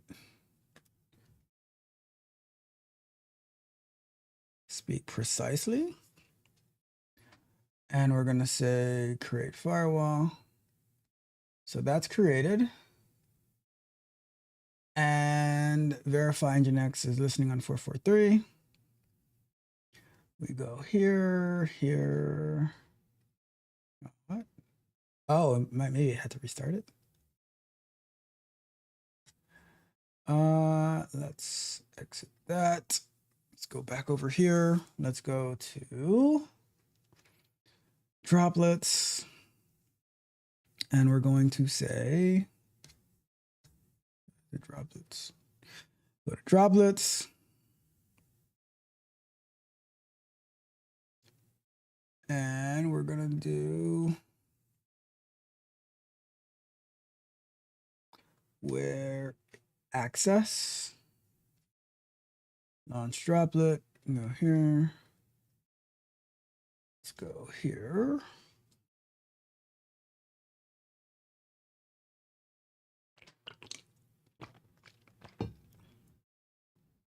Connecting. Weird that it's taking so long.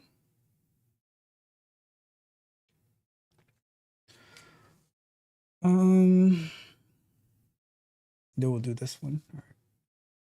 Why is this taking so long? Uh-oh, did I break it? Did I break it?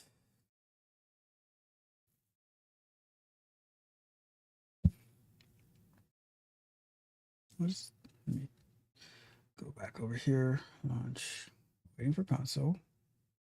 Why is it stuck? Connecting to droplet. Why'd you get stuck? Not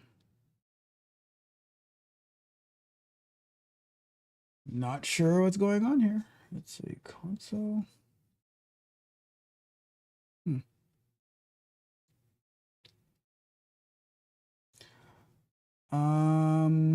Okay.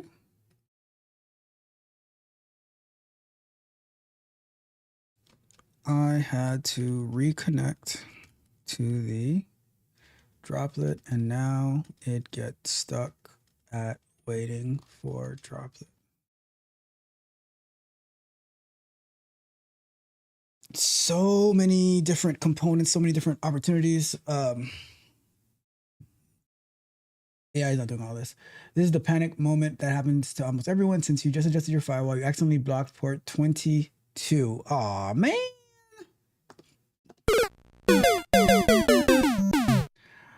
All right, let's go back and add it. Let's go to firewall.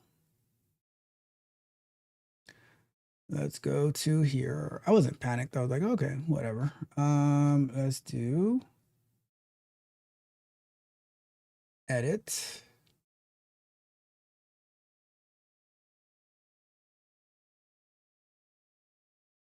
Where do I do that? All right, let's go here. Let's do new rule, SSH, save,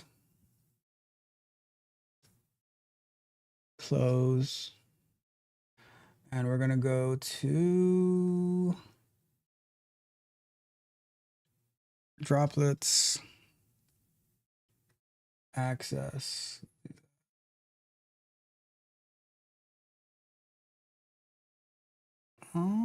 Should connect. What did we do last time? After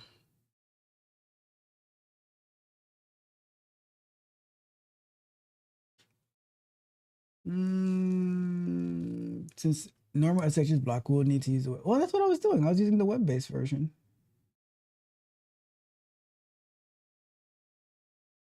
On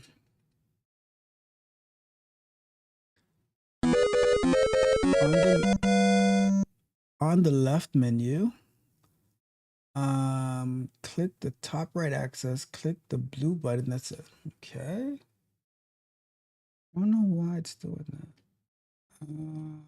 Worst case scenario, I'll just shut it down and start over next week. But it should have been able to connect. I don't know why it's not connecting all of a sudden. I got my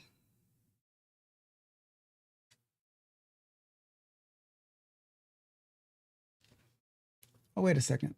What happened to my what happened to oh, dummy. Stupid. Let's go here and add SSH, save. And now when we go back to droplets and I do access, launch. All right, there we go. Let's go over to here. Let's go here. We're connected and I go here.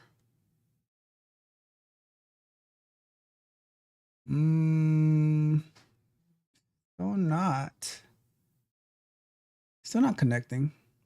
So what I'm gonna do, I'm not gonna leave something that's not working up for the entire week. I will shut, I will shut it down.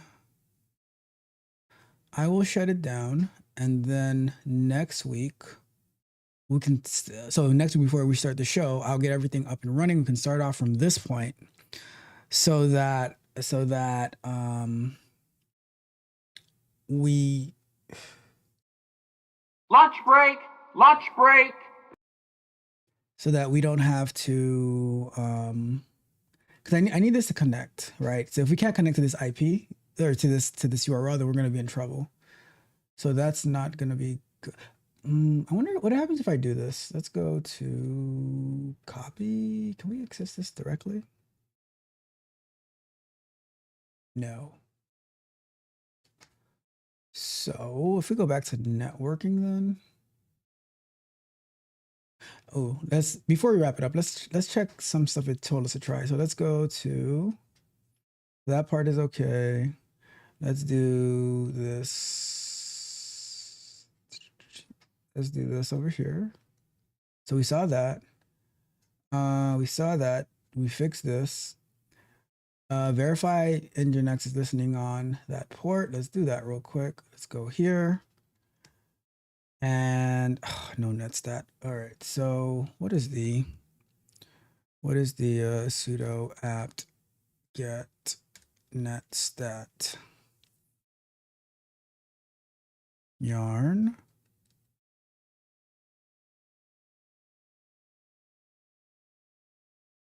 Install netstat. All right. So I'm getting netstat command. All right. Ubuntu 2204 install netstat. would be sudo app update and let's do that. Sudo apt update and this. Let's try to do this real quick, get that installed, because I really want to have an idea what we're up against, because before I don't really want to start from the same exact spot next week. I'd rather get this up and running, and that way we can actually start migrating Supabase next week. All right, so I will say when doing the, let's finish this up real quick. When doing the netstat plt command, so successfully you should see something like this. Did I see that? I didn't really see that per se.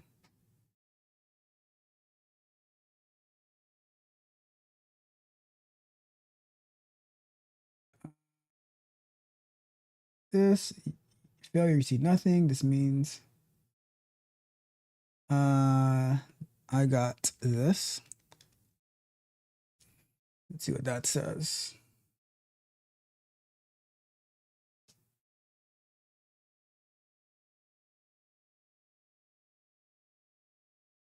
The output confirms the problem. Nothing is listening on port 443. The output shows Docker proxy listening on 8443. All right. So if we do this, check if Nginx is dead. That's not nice. Nginx is not dead. Okay. If it says inactive dead, if it says running but ignoring SSL, this usually happens if certbox updated the file, but Nginx didn't reload it to see what's happening. So force that again.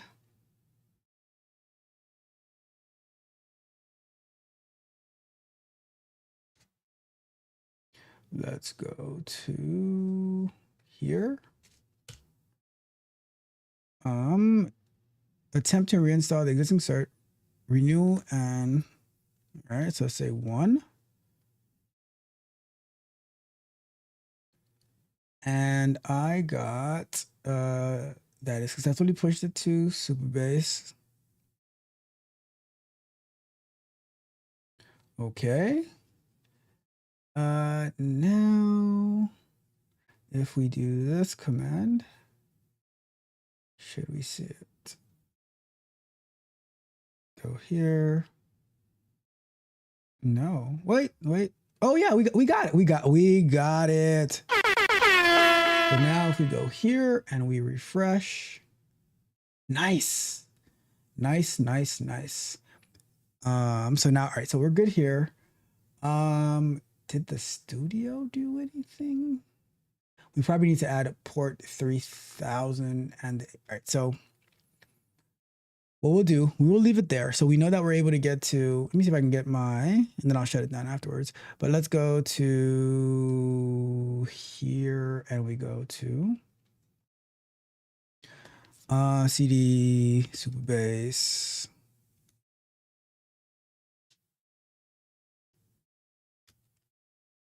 Base Docker ls vim.env.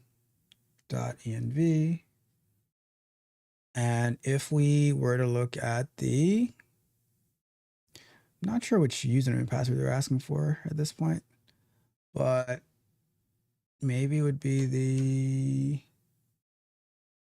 I don't know. Figure it out. We'll figure it out. But I think we're good for now. I think we are good for now. So next week, what we'll do is I'm going to shut it down. I'm going to destroy it. We will get back to, I'll have it set up by next week where everything is we can connect. We have this studio. I'll probably have to you know what? Let's just do this real quick. Let's do this real quick. Let's go to really quick. So how can I update, how can I get the Supabase Studio to load as well? I already created the subdomain. we would probably have to do Supabase. We probably have to do Nginx entry for port 3000 and open the firewall to port 3000 as well. Let's finish up with that. And if we see that working, then we know that next week we are in a great spot to pick it up, right? You don't need to open port 3000 on the firewall because Nginx, which lives on the server, can talk to localhost 3000 internally. You only need to expose 443 to the out. Oh, okay, gotcha. Nginx will receive the traffic. All right, so let's go to update the Nginx command. So let's do this, and we're gonna say, oopsie, let's go here. Ooh, Q. We'll do vim, and then we're gonna go to over here. Let's move this over here, and we're going to say, scroll down to the bottom, and we're gonna add another block. Studio proxy, okay, I gotcha. And then we're gonna go here, all the way down to the bottom. And we're going, would it be within the same or is it gonna be outside of it? It's gonna be, scroll down to the bottom of the file, below the existing server block. Okay, so we have another server block, nice. We're gonna go here and we're going to say insert. So now studio.staging.speak precisely on that. And we're going to say, close that out. And then we are going to say exit. And then we're going to do this command over here to reload. And then we're going to do the insert box again. So here, ooh, that's not nice. It says you should increase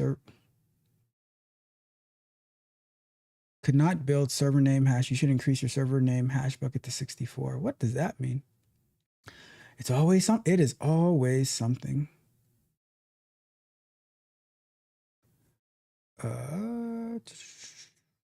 Great. Let's figure that out. Just want to get us to a good spot for next week.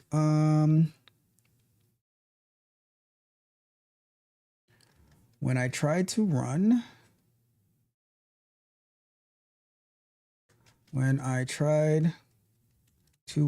nginx-t, I got this error.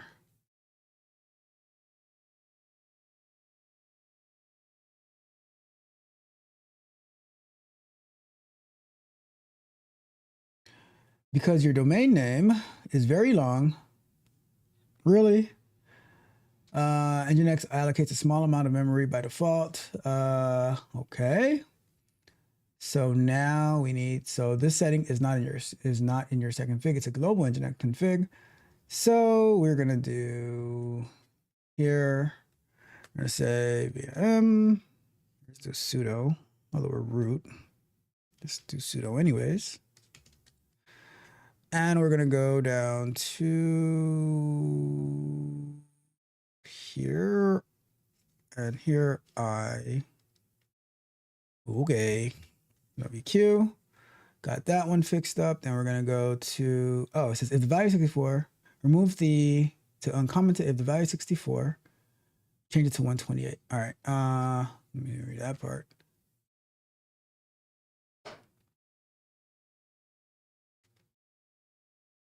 Oops, 128. All right, got that done. So let's do this command again, sudo t nginx. There we go. And then we're gonna do this one. We're good. Lastly, we are going to do, okay, got that. Was there anything else over here we have to do? Oh, we have to do the cert box, the cert bot. Do that. Let's go to here. We are going to wait for it. Requesting a, okay, so it has to get another certificate. Fair enough. Timed out again. Why is that? Why did time, how did we fix it last time from timing out? We got it to work last time.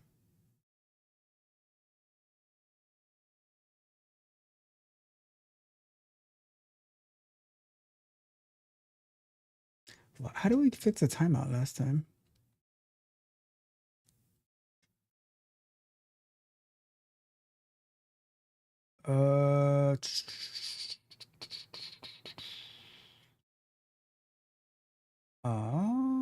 Let's see.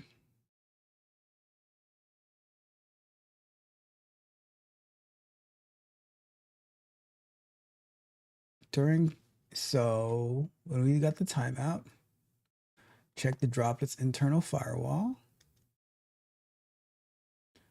And we go to here, internal firewall. We have Nginx full. We have OpenSSH. We go over here. We have that. We have all of that. Verify Nginx is actually running. It's running. And we have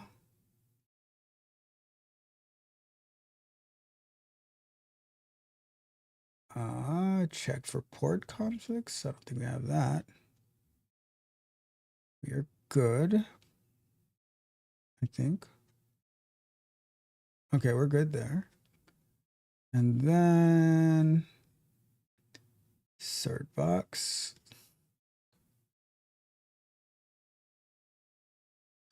Cert box. I don't understand. So,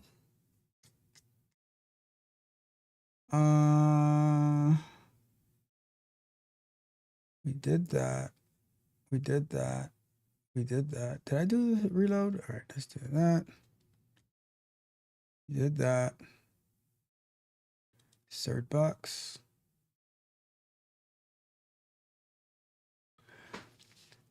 So close. So I just want to get this last thing done so next week we can start off at a really good spot. So let's just say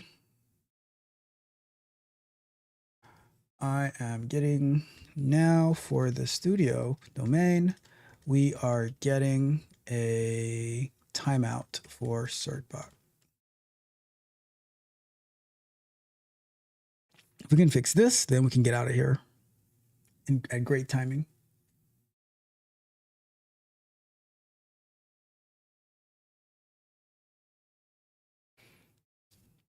Let's see.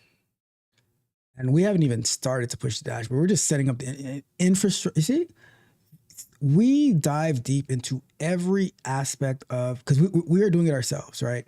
So we need the development. We need the infrastructure, the DevOps portion of it.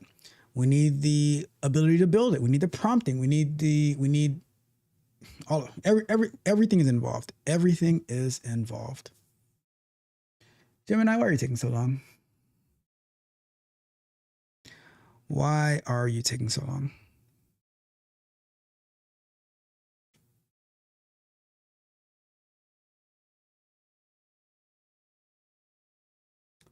Okay. You forgot about me? All right. Oh, okay.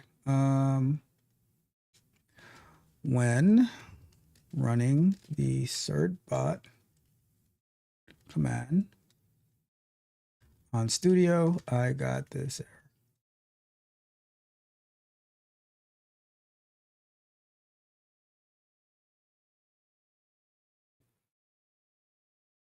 Let's see. Investigate propagation. Let me see. Studio should have been propagated, right? Let's go to DreamHost. Studio.staging.speak precisely. .techodrop.dev.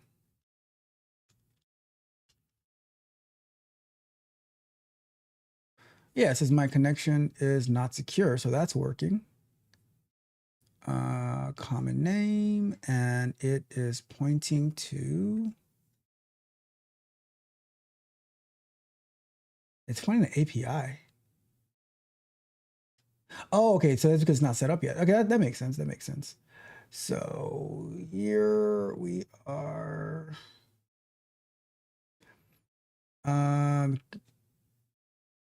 They tried to visit but could never find it. Since you already have firewall for API subdomain and they are on the same server, the issue is most certainly DNS related.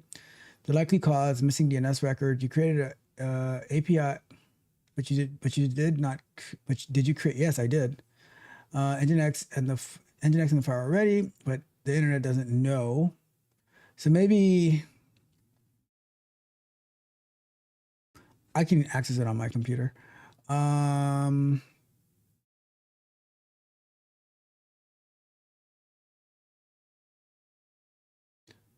Sudo nginx server name. All right. I will try to get this part up and running next week because I think that certbot is not able to recognize it yet, which is fine. A good stopping point for today, unfortunately. We're so close of getting there. But next week we will move forward to getting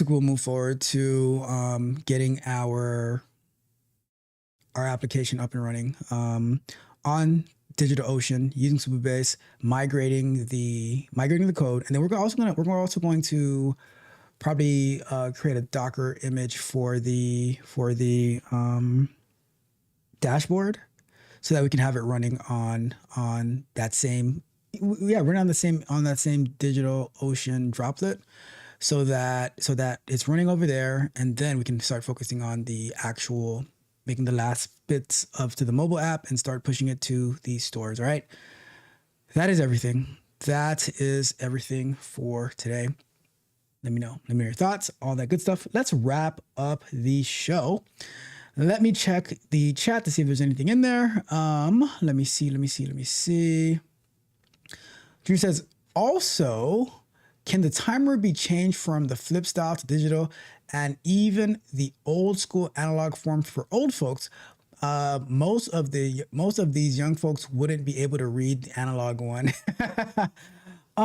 It can. We can put any type of timer that we want.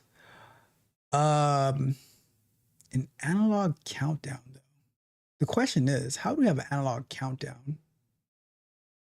Because it's not a clock. Remember that, it's not a clock. So we have to figure out how to do an analog countdown. So, but we will talk about it at Vibe Code and Chill, though. We'll definitely talk about it at Vibe Code and Chill. We already have a digital option available as well for the countdown. So we have everything. We can do anything that we want. All right. Let me see. Junior says, great show as usual. I'm heading back into the boondocks. Oh my goodness. Anyhow, that is it for today. We're done. A lot of great work that we did. I'm excited. Hopefully we get this in the next couple of weeks into test mode on iOS and on Android. It's going to be amazing. I can tell you that right now. It is going to be absolutely amazing. I am excited, but I gotta go. Remember, tomorrow, Canon Conversation, noon Eastern time, we're going to be reviewing my not to-do list, and we're going to be live on Tuesday night, continuing pushing forward on the time cost calculator, all of that good stuff. All right, do me a favor, like, share, and subscribe, all that good stuff. Check out TechnoTruff.dev. Join us for, remember, at 5:30 p.m. Eastern time, we have the Scrum Night from last week being posted, so that you can see all the things that we worked on. A little surprise in there as well, very pleasant surprise. And I have a couple of videos that are going to be coming out this week, so tune in, check it out, all that good stuff. TechnoTruff, we are out. One more thing. Price of the brick going up. Spartans! What is your profession?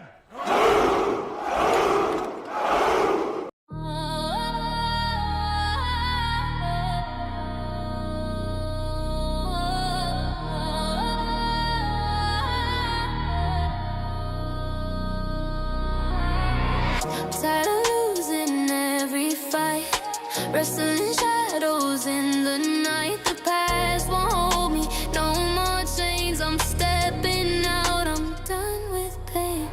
Tired of the fall, the endless grind. Looking back, I left myself behind. No more shadows, no more chains. I'm breaking free, I'm done with pain. No excuses, no delay. The fire's lit, it starts today. Final victory, it's calling me. No more losing, I'm breaking free. Discipline, focus, I'll rise. You'll see. Final victory, it's calling me.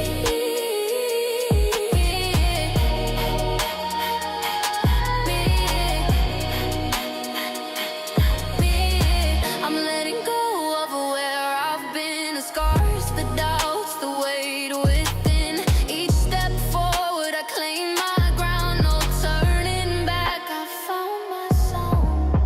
I'm letting go of where I've been. This is the moment I begin. Discipline will light my way. Focus sharp, no time to stray. Every stumble taught me how to fight. Every loss just sharpened my sight. I'm the storm, I'm the calm, I'm the light. Victory's mine, it's in my sight. Final victory, it's calling me. No more losing, I'm breaking free. Discipline, focus, I'll rise on my side. Final victory, it's calling me.